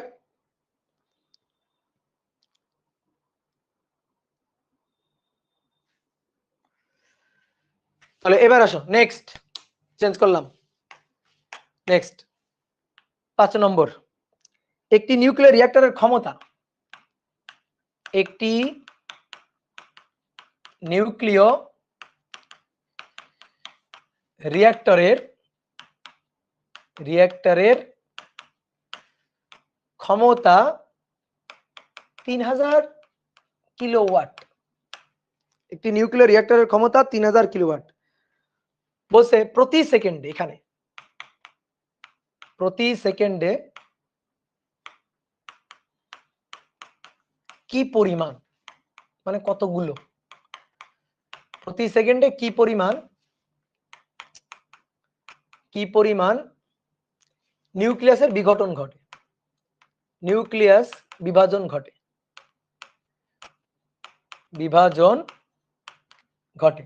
প্রতি সেকেন্ডে কতগুলো। আর একটা জিনিস আমাদের বলছে 100 ঘন্টায় কত কেজি ইউরেনিয়াম প্রয়োজন হবে। 1000 ঘন্টায়, 1000 ঘন্টায় কত কেজি ইউরেনিয়াম এই নিউক্লিয়ার রিঅ্যাক্টরে লাগবে, এটা আমাদের বের করতে বলছে। ওকে দাদা প্লিজ আপনি ফিজিক্স অপটিক্সটা নিন, নইলে আপনার আগে রেকর্ড ক্লাস দিয়ে দিন। আচ্ছা দেখি ব্যবস্থা করবো না, যাও কান্নাকাটি করিও না। একটি নিউক্লিয়ার রিঅ্যাক্টরের ক্ষমতা এত কিলোওয়াট, প্রতি সেকেন্ডে কি পরিমাণ নিউক্লিয়াস বিভাজন ঘটে। ওকে 100 ঘন্টায় কত কেজি ইউরেনিয়াম লাগবে। নিউক্লিয়ার রিঅ্যাক্টরের ক্ষমতা দেওয়া আছে। এবার আমি সূত্র বুঝাবো না। তাহলে ক্ষমতা হচ্ছে টোটাল শক্তি m n into 200 mega electrovolt, 200 mega electronvolt divided by time t। ঠিক আছে, আমাদের চাইছে প্রতি সেকেন্ডে কি পরিমাণ নিউক্লিয়াসের বিভাজন ঘটে প্রতি সেকেন্ডে, এইটাই আমাদের প্রশ্ন করছে। হয়েই তো গেছে, এই তো সূত্র। প্রতি সেকেন্ডে কি পরিমাণ, এন এর মান চাইছে, তাই না? ডাইরেক্ট এন এর মান চাইছে, প্রতি সেকেন্ডে কি পরিমাণ, তাই না? প্রতি সেকেন্ডে কি পরিমাণ। তাহলে পি কত? 3000 কিলোওয়াট। তাহলে 3000 গুণ কিলোওয়াট, তো 10 টু দি পাওয়ার 3 ওয়াট করে নিলাম ক্ষমতা। এন প্রতি সেকেন্ডে, তাহলে নিচে 1 সেকেন্ড, গুণ 200 মেগা ইলেকট্রোভোল্ট, তাহলে 200 গুণ 10 to the power 6 electronvolt 1.6 into 10 to the power -19 joule convert করে নিলাম। কারণ অনেকে বলবে ভাই এটা জুলে কেন কনভার্ট করা লাগলো? আরে ভাই এই পাশে আমার কিসে দেওয়া আছে? কিলোওয়াট, ওয়াট মানে জুল পার সেকেন্ড, তাহলে এই পাশে জুল পার সেকেন্ড নিতে হবে। শেষ তো ম্যাথ, অতএব এন বের করতে হবে। তাহলে প্রতি সেকেন্ডে, বা সবচেয়ে ভালো হয় এটা করলে তুমি এখানে টি এর মান বসাইও না, টি এর মান টি থাকুক, তুমি এন বাই টি বের করো। এন বাই টি এটাই তো প্রতি সেকেন্ডে নিউক্লিয়ার বিভাজনের হার, প্রতি সেকেন্ডে কতগুলো অ্যাটম ভাঙবে, এন বাই টি এটাই তো বের করতে বলছে। বা টি এর মান 1 ধরে করলেও হবে, কোনো সমস্যা নেই। কোনো সমস্যা আছে? নেই। তাহলে উপরে হবে 3000 গুণ 10 to the power 3 divided by 200 গুণ 10 টু দি পাওয়ার 6 1.6 গুণ 10 টু দি পাওয়ার -19। তাহলে এত টি পার সেকেন্ডে, এত পার সেকেন্ড, এখানে যা আসবে তার একক হবে পার সেকেন্ড। তাহলে 3000 exponential function 3 divided by 200 exponential function 6 গুণ 1.6 এক্সপোনেনশিয়াল ফাংশন হচ্ছে -19। তাহলে 9.37 ইনটু 10 টু দি পাওয়ার 16 এত টি পার সেকেন্ডে এত টি, তাই না? সহজ না?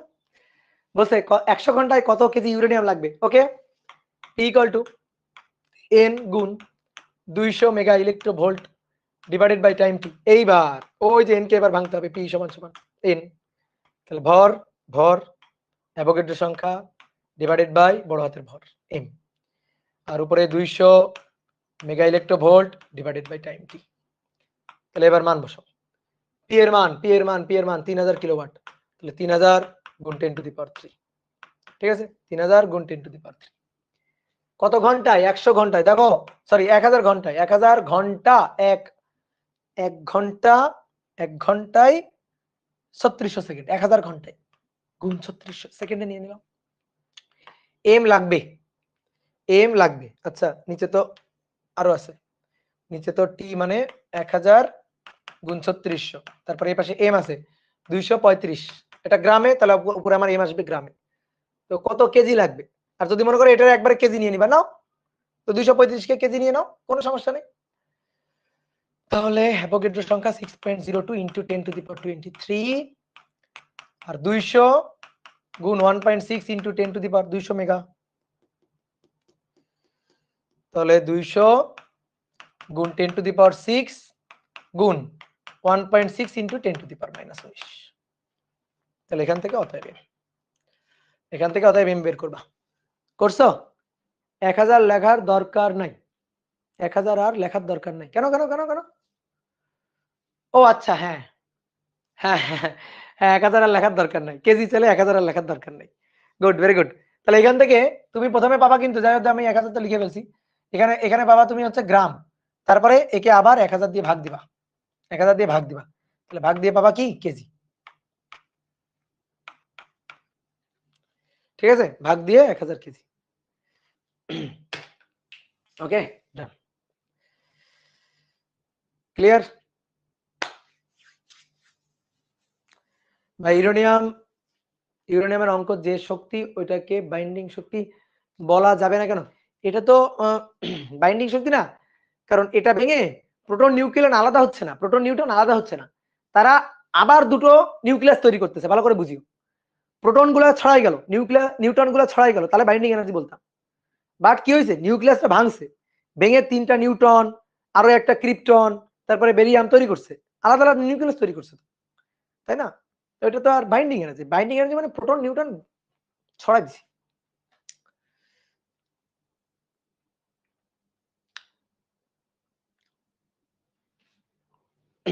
ওকে ডান ভাইয়া আবার এবার গতিতে কিছু চলতে আছে না তাইলে ম্যাচ কিভাবে গায়েব হয় আলোর গতিতে কিছু চলতে মানে বুঝলাম না আলোর গতিতে চলতেছে না মানে বুঝি নাই প্রশ্ন বুঝি নাই এবার নাও নিজেরা একটা করো তো করবা নিজেরা একটা করবা বলো সহজ একটা জিনিস করো ছোট্ট একটা ম্যাথ দিই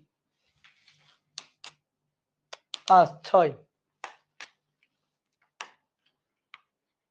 6 6 ও আচ্ছা তুমি প্রশ্ন করছো আলোর গতিতে চলতেছে না তাহলে ভর গায়েব হয় কেমনে ভর গায়েব হয়নি তুমি তো 8 অধ্যায় পড়ো নাই 8 অধ্যায় ভালো করে পড়ো আলোর গতিতে কোনো কিছু চলতেই পারে না বুঝলা আলোর গতিতে কোনো কিছু চলতেই পারে না কোনো নিউক্লিয় রিঅ্যাক্টরে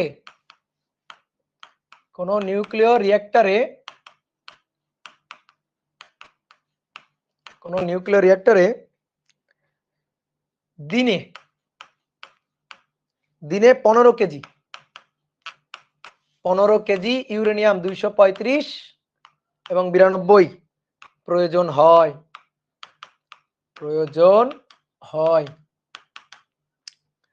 প্রয়োজন হয় রিঅ্যাক্টরটির ক্ষমতা নির্ণয় করো রিঅ্যাক্টরটির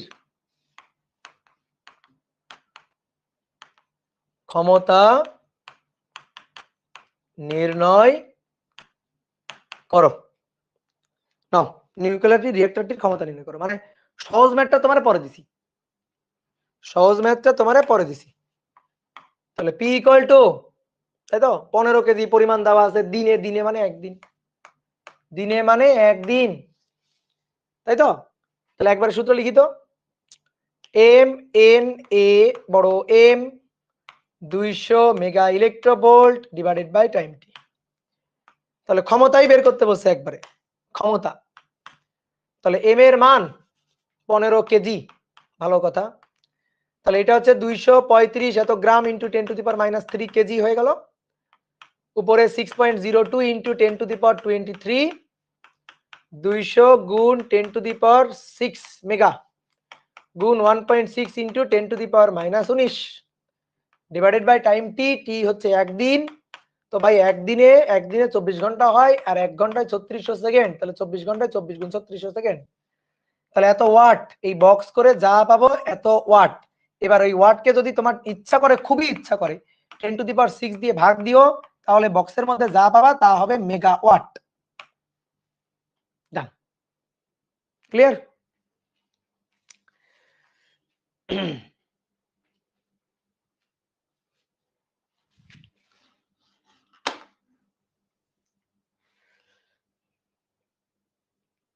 ওকে ভাই, আলোর গতিতে ওই যে নিউক্লিয়াসে প্রোটন নিউট্রন চলছে না, তাহলে ভর শক্তিতে গায়েব হচ্ছে কেন? তাই বলেছে আলোর গতি তাই আলোর গতিতে চললেই যে ভর শক্তিতে রূপান্তরিত হবে এরকম কোনো কথা আছে? আলোর গতিতে চললেই ভর শক্তিতে রূপান্তরিত হবে এরকম কোনো কথা আছে? কেন? এম পরিমাণ ভর, ধরো এম নট পরিমাণ ভর স্থির অবস্থায় ছিল, এইটা আলোর বেগের কাছাকাছি বেগ, আলোর বেগে কেন চলতে হবে?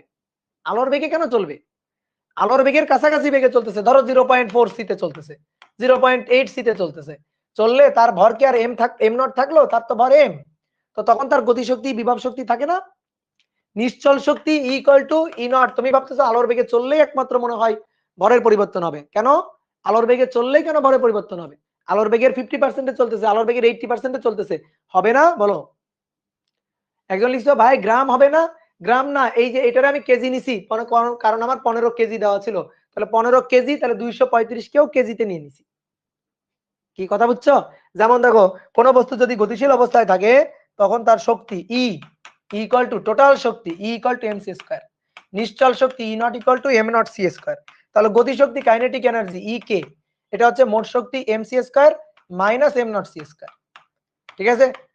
তোমাকে যদি আজকে যদি আমি বলি তোমাকে তোমার আলোর বেগে গতিশীল হতে হবে না, তোমার আলোর বেগে গতিশীল হওয়ার দরকার নাই, দরকার নাই। তুমি আজকে মনে করো 0.6 সি বেগ নিয়ে গতিশীল হয়ে যাবা, আলোর বেগ না, আলোর বেগে 60%। তোমার ভর যদি 45 কেজি হয়, তোমার ভর আর 45 কেজি নেই, তোমার নতুন ভর কত? এম। এম গতিশীল অবস্থায় তোমার ভর কত? M. M naught 1 minus root over B square, কি লিখতেছি, root over M naught root over 1 minus B square by C square. Done. আলোর বেগে চললেই যে ভর চেঞ্জ হবে এই ধারণা বাদ দাও, এই ধারণা বাদ দাও, আলোর বেগে চললেই যে ভরের পরিবর্তন হয়, নট নেসেসারি দ্যাট।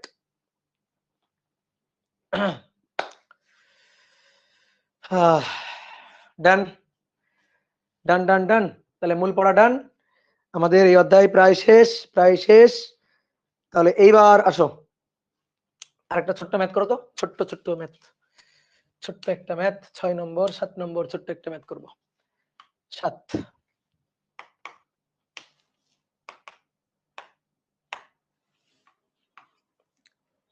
একটি 56 আয়রন আর নিচে 26 পারমাণবিক সংখ্যা, এত নিউক্লিয়াস বিভাজনের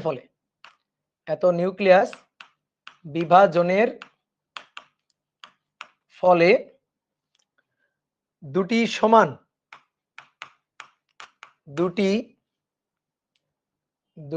অ্যালুমিনিয়াম 1328 এর নিউক্লিয়াসে পরিণত হওয়া, এর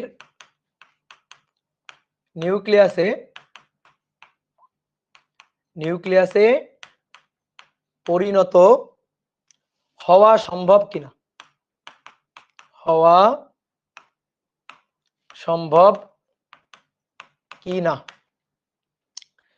দেওয়া আছে এম অফ আয়রন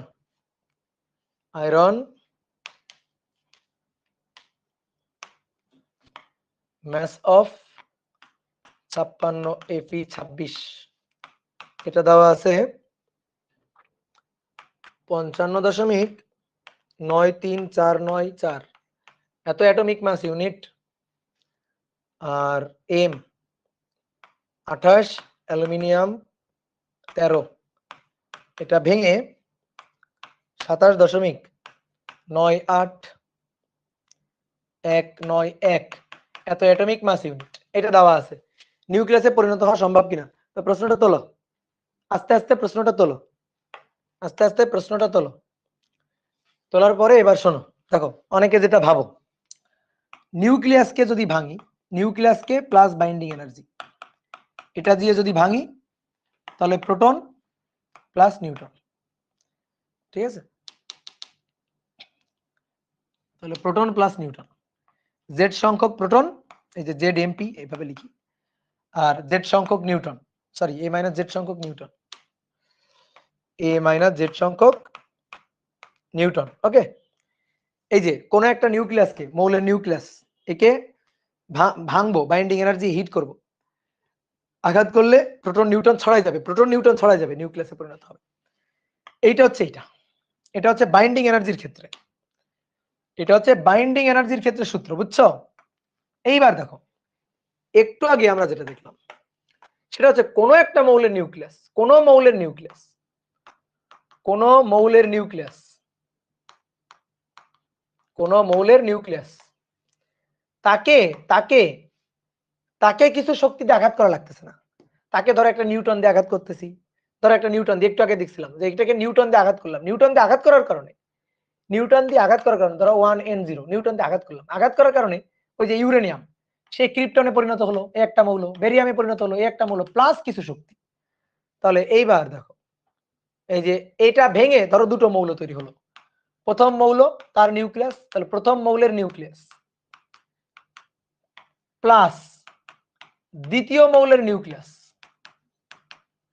দ্বিতীয় মৌলের নিউক্লিয়াস। দেখো এটা কিন্তু প্রোটন না, ভালো করে দেখো, প্রোটন সংখ্যা না, জেড সংখ্যক প্রোটন না, এ মাইনাস জেড সংখ্যক নিউটন না, আরো দুটো নিউক্লিয়াস, একটা নিউক্লিয়াস ভেঙে আরো দুটো নিউক্লিয়াস নির্গত হয়েছে, যখন একটা নিউক্লিয়াস ভেঙে আরো দুটো নিউক্লিয়াস তৈরি হবে তখন নির্গত হবে শক্তি, তখন এই যে শক্তি নির্গত হবে বাইরে, যে প্লাস কিছু পরিমাণ শক্তি। কি ক্লিয়ার? মানে শক্তি তুমি এখান থেকে বাদ দিবা, এখান থেকে শক্তি বাদ দিয়ে ওইটা। তাহলে এই বিক্রিয়া দুটো মনে রাখিও, বুঝতে পারছো? এই বিক্রিয়া দুইটা মনে রাখিও। একটু কেটে গেছে না, ধরো এই যে এই বিক্রিয়া দুইটা মনে রাখিও, যে কোনো একটা মৌল, সেই মৌল ভেঙে ভিন্ন ভিন্ন দুটো তিনটা মৌল প্লাস শক্তি, আর যখন বাইন্ডিং এনার্জি তখন নিউক্লিয়াসকে প্লাস বাইন্ডিং এনার্জি, জেড সংখ্যক প্রোটন জেড সংখ্যক নিউট্রন। এইটাতে তোমাদের খুব জড়া, এই দুটো কিন্তু আলাদা জিনিস। একটা হচ্ছে নিউক্লিয়াস ভেঙে আরো কিছু নিউক্লিয়াস, তখন শক্তি এই যে এই পাশে প্লাস, আর যখন কোনো একটা নিউক্লিয়াসকে ভেঙে প্রোটন ছড়াই দিছি, নিউট্রন ছড়াই দিছি, তখন হচ্ছে ওই প্রোটনকে মানে ওই নিউক্লিয়াসকে আঘাত করতে হবে শক্তি দিয়ে, প্লাস এনার্জিটা এই পাশে, আর যখন ওই পাশে এনার্জিটা নিবা তখন মাইনাস। এটা মাথায় রাখিও। এবার আসো কি বলছে, এই নিউক্লিয়াসটা ভেঙে, এবার আমরা ম্যাথে আসি, এবার আমরা ম্যাথ করব। 56 আয়রন 26, এটা ভেঙে দুটো আলাদা আলাদা নিউক্লিয়াস, সরি দুটো একই নিউক্লিয়াস কিন্তু দুটো, অ্যালুমিনিয়াম 1328 প্লাস অ্যালুমিনিয়াম 1328, এটা হবে। আর বলছে প্লাস কিছু শক্তি হবে, ঠিক আছে? হবেই তো, দেখো উপরেরটার সাথে মিলাও, এটা ভেঙে দুটো দুটো মানে মৌল, ভিন্ন মৌলের নিউক্লিয়াস প্লাস শক্তি, তাহলে এটা ভেঙে দুটো ভিন্ন মৌলের নিউক্লিয়াস প্লাস শক্তি।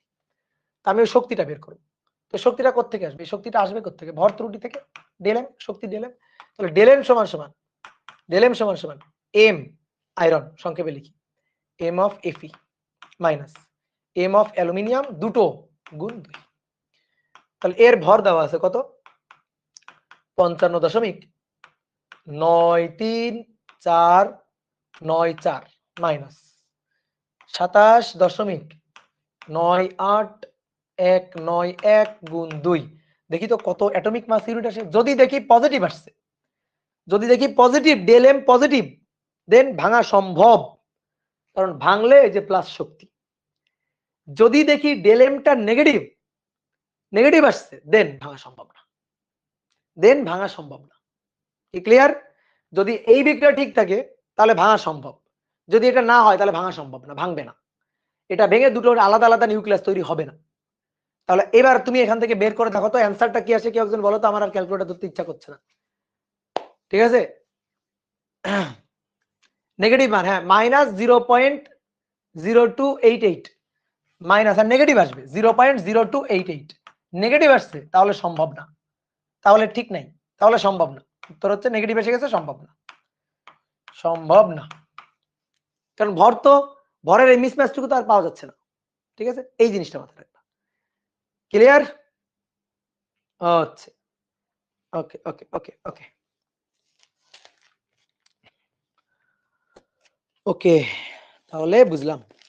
তাহলে মোটামুটি আমাদের আর পড়ার বিষয়বস্তু যা ছিল মোটামুটি হলো। পড়ার বিষয়বস্তু যা ছিল তা মোটামুটি হইলো, বুঝছো?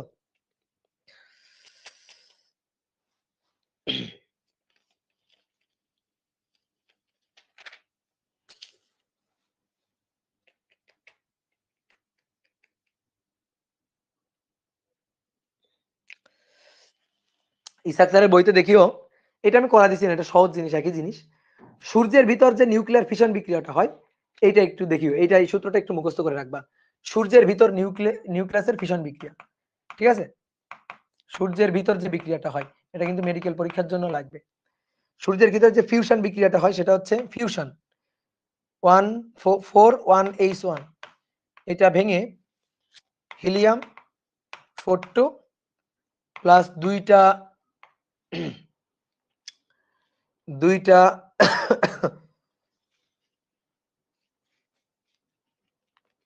দুইটা বিটা রশ্মি, মেবি বিটা, হ্যাঁ, প্লাস হচ্ছে 26 মেগা ইলেকট্রোভোল্ট শক্তি পাওয়া যায়।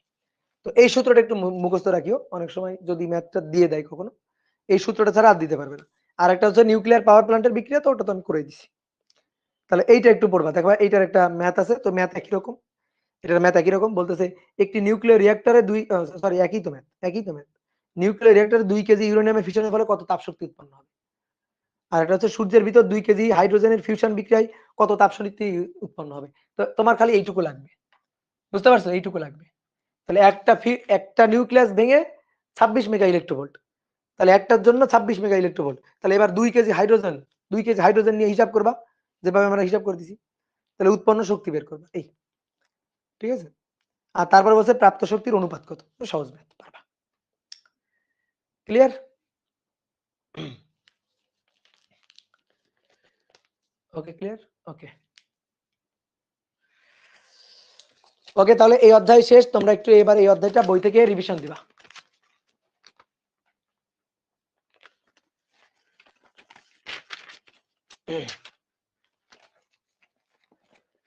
দাদা play button, play button, play button, এই যে প্লে বাটন, দেখাই।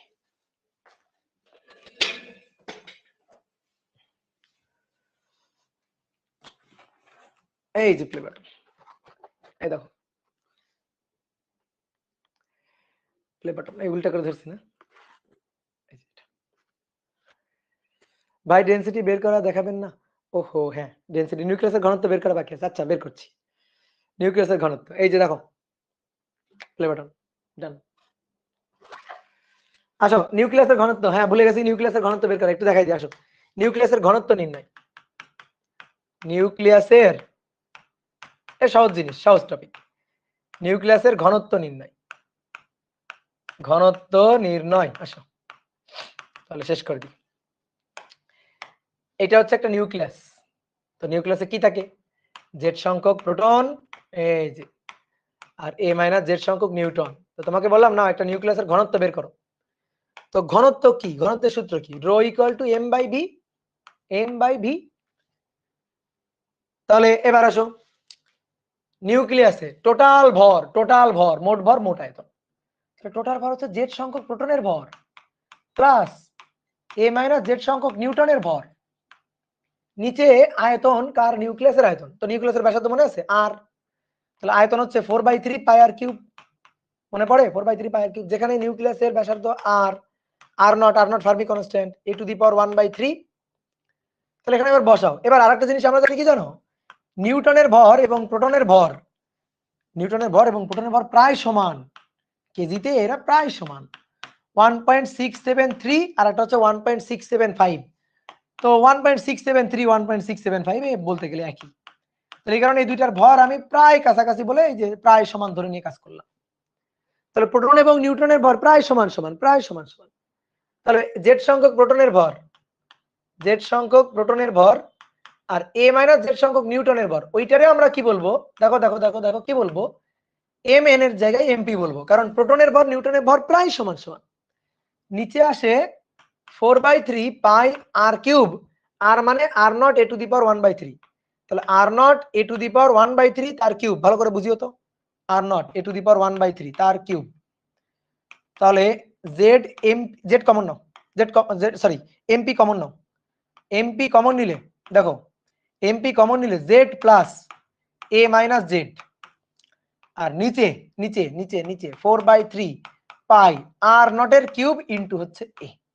আচ্ছা তাহলে উপরে লিখি একবারে, Z plus A minus Z মানে কি, Z plus A minus Z মানে কি, উপরে জেড কমন মানে এ MP common now, Z plus A minus Z, Z Z কাটাকাটি, তাহলে এ থাকলো না উপরে, উপরে এ থাকে না। এইবার আসো বলো, একটা ইউরেনিয়াম নিউক্লিয়াসের, বলো একটা ইউরেনিয়াম নিউক্লিয়াসের ঘনত্ব বেশি নাকি একটা ইউরেনিয়াম নিউক্লিয়াসের ঘনত্ব বেশি নাকি একটা হিলিয়াম নিউক্লিয়াসের ঘনত্ব বেশি বলো তো, নাকি একটা হিলিয়াম নিউক্লিয়াসের, বলো বলো বলো বলো বলো। সমান সমান সমান সমান। কেন সমান, কেন সমান, কেন এ আর এ কাটাকাটি, দেখো কেন সমান, কারণ নিউক্লিয়াসের ঘনত্ব একটা কনস্ট্যান্ট যেটা নির্ভর করে এমপি এবং 4/3 এবং পাই এবং আর নট এর উপর, আর নট কিউবের উপর।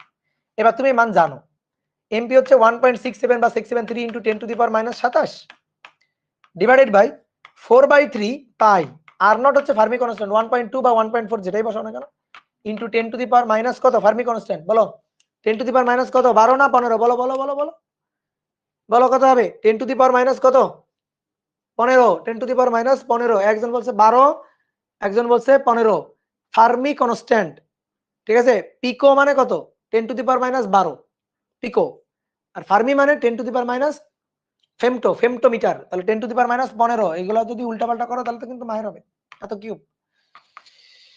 বের করো এবার, বের করো বের করো বের করো, 1.673 exponential function minus 27 divided by 4/3 গুণ 3.1416 গুণ 1.2 exponential function 10 to the power minus 15 তার কিউব, তার কিউব। তাহলে দেখো 2.31, এই যে 2.31 into 10 to the power 17 KG per metre cube, দেখছো প্রত্যেকটা নিউক্লিয়াসের ঘনত্ব এটা। নিউক্লিয়াস অনেক ভাই নিউট্রন হিলিয়ামের তো ভর সংখ্যা কম, ইউরেনিয়াম তো ভর সংখ্যা বেশি, তাহলে ঘনত্ব, হ্যাঁ ভর সংখ্যা বেশি, ইউরেনিয়ামের ভর সংখ্যা বেশি, জায়গাও তো বেশি, ঘনত্ব সেম। হিলিয়ামের ভর সংখ্যা কম, তাতে জায়গাও তো কম, ঘনত্ব সেম, তাহলে ঘনত্বটা সেম, ঠিক আছে, ঘনত্বটা সেম, কি ক্লিয়ার। এবার আমার একটা জিনিস বলো তো, পানির ঘনত্ব কত, পানির ঘনত্ব, পানির ঘনত্ব 10 to the power 3 KG per metre cube. আর তুলনা করলে পানির ঘনত্ব হচ্ছে নিউক্লিয়াসের ঘনত্ব কত বেশি ঘন, নিউক্লিয়াসের ঘনত্ব পানির ঘনত্ব, তাহলে দেখো 10 to the power 17 R 10 to the power 3, তাহলে এই অনুপাতটা 10 টু দি পাওয়ার 14 গুণ বেশি, 10 টু দি পাওয়ার 14 গুণ বেশি, তাহলে নিউক্লিয়াসের ঘনত্ব পানির ঘনত্বের চেয়ে 10 টু দি পাওয়ার 14 গুণ বেশি। আমার প্রশ্নটা হচ্ছে এই যে পানি H2O, এটা তো হাইড্রোজেনের নিউক্লিয়াস দিয়ে তৈরি, এই যে হাইড্রোজেনের নিউক্লিয়াস, ঠিক আছে, এই যে হাইড্রোজেনের নিউক্লিয়াস, তারপরে আর কি আছে এর সাথে আছে অক্সিজেনের নিউক্লিয়াস, এই যে অক্সিজেনের নিউক্লিয়াস, ঠিক আছে, অক্সিজেনের নিউক্লিয়াস দিয়ে তো তৈরি, এরকম অক্সিজেনের নিউক্লিয়াস দিয়ে তো তৈরি, তাই কি না। তাহলে আমার কথা হচ্ছে কি, পানির ঘনত্ব 10 টু দি পাওয়ার 3 আর নিউক্লিয়াসের ঘনত্ব তাহলে এত বেশি কেন, পানি তো হাইড্রোজেন আর অক্সিজেন দিয়ে তৈরি, তো হাইড্রোজেন অক্সিজেনের নিউক্লিয়াস আছে না, তো নিউক্লিয়াসের ঘনত্ব এত বেশি হলে পানির ঘনত্ব এত কমে গেল কেন, পানির ঘনত্ব এত কমে গেল কি কারণে, বলো কি কারণে কমে গেল, নিউক্লিয়াস গুলো দিয়ে, অক্সিজেনের নিউক্লিয়াস হাইড্রোজেনের নিউক্লিয়াস গুলো দিয়েই তো H2O তৈরি, তাই কি না, তাহলে ঘনত্বটা কমে গেল কেমনে, কারণ শুধু কি নিউক্লিয়াস দিয়ে তৈরি, শুধু কি নিউক্লিয়াস দিয়ে, প্রশ্ন হচ্ছে কি শুধু কি নিউক্লিয়াস দিয়ে তৈরি, না শুধু নিউক্লিয়াস দিয়ে তৈরি, কারণ এই যে তুমি তো কক্ষপথগুলোর কথা ভুলে যাচ্ছ, এই কক্ষপথগুলোর কথা ভুলে গেলে চলবে, এই যে কক্ষপথ এর পাশে কক্ষপথ এই কক্ষপথগুলোর ম্যাক্সিমাম জায়গাই তো ফাঁকা, তাহলে কক্ষপথগুলোর জায়গাগুলো ভুলে গেলে চলবে। আমরা নিউক্লিয়াসের ঘনত্ব বের করছি, একটা নিউক্লিয়াসের ঘনত্ব ঠিক আছে অনেক বেশি, কিন্তু পুরো একটা অ্যাটমের ঘনত্ব যদি চিন্তা করি তাহলে সেটা আবার অনেক কম, এটাই হচ্ছে কাহিনী, বুঝতে পারছো, কারণ অ্যাটমের ম্যাক্সিমাম জায়গাটাই তো ফাঁকা, অ্যাটম তো আর শুধু নিউক্লিয়াস নিয়ে না, নিউক্লিয়াসের চারপাশে কক্ষপথগুলো নিয়েও হচ্ছে, কি ক্লিয়ার। তাহলে শেষ, আজকের মতো শেষ, তাহলে আমরা এই যে পেয়ে গেছি, ঠিক আছে? তো সবাই ভালো থাকিও। ফিজিক্যাল অপটিক্স করান আলাদা, সরি দাদা, ফিজিক্যাল অপটিক্স করাবো? ওকে, ফিজিক্যাল অপটিক্স এর ক্লাস দেখি দিয়ে দিব না, যাও আর্কাইভে দিয়ে দিব না। তবে তোমরা ক্লাস কিন্তু পাইরেসি করো না। ফিজিক্যাল অপটিক্স এর ক্লাস এগুলা আমি আর্কাইভে দিয়ে দিব না, বাট পাইরেসি করিও না। বুঝতে পারছো? তোমাদের এই গ্রুপের ক্লাস দেখতেছি পাইরেসি হচ্ছে এখন, এই কারণে আমি না দিতে চাইতেছি না। বুঝছো? তোমরা ক্লাসগুলো তো পাইরেসি করতেছো।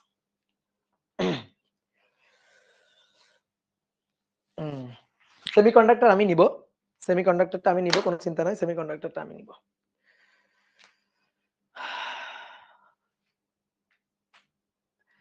আচ্ছা যা দিয়ে দিব তোমাদের ফিজিক্যাল অপটিক্স এর ক্লাসটা আমি আর্কাইভে দিয়ে দিব, আর অপার ভাইয়ের সাথে লাইভে ক্লাসটা করে নিও, ঠিক আছে? আমার ক্লাসগুলো আমি আর্কাইভে দিয়ে দিব।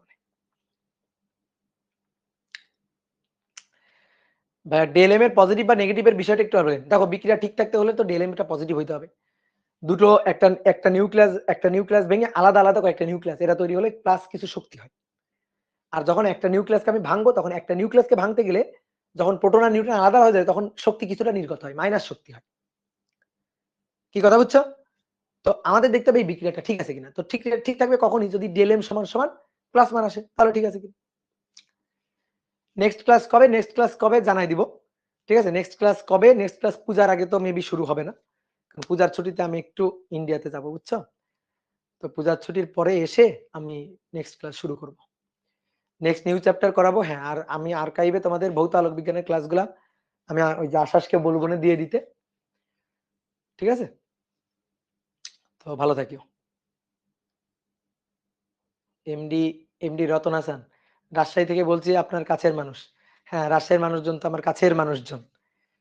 সাদমান সাকিব দাদা, বিগ ফ্যান, থ্যাংক ইউ ভাই। এন্ট্রপির এস সমান সমান কে লন ডাব্লিউ, এই ল কিভাবে আসলো? এন্ট্রপি এস সমান সমান, এইটা তুমি কই পাইলা? এটা তোমার ইন্টারের বইতে আছে কোথাও? এস সমান সমান কে লন ডাব্লিউ, এটা তো আমি ইন্টারের বইতে দেখি নাই। আম আম পাঠায়েন ভাইয়া কক্সবাজারে। দাদা অফলাইনে এক্সাম দেওয়া যাবে? অফলাইনে এক্সাম আমার তো আসলে ওভাবে কোনো অফলাইন এক্সামের ব্যবস্থা নাই। অফলাইনে এক্সাম দেওয়া যাবে এটা বলতে পারছি না। অফলাইনে এক্সাম দেওয়া যাবে এটা কিভাবে দিব তোমার বলো তো? দাদা ভালো থাকবেন, ওকে ঠিক আছে, তাহলে সুস্থ থাকো, সুন্দর থাকো, টাটা। দাদা মেশ অ্যানালাইসিস বোর্ড এক্সামে খাটানো যাবে কিনা? যাবে যাবে, কোনো সমস্যা নেই, যাবে যাবে।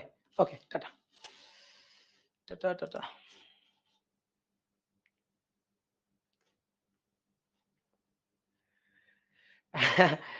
আমার জন্য কিটক্যাট আনিয়েন, ইন্ডিয়া থেকে কিটক্যাট আনবো।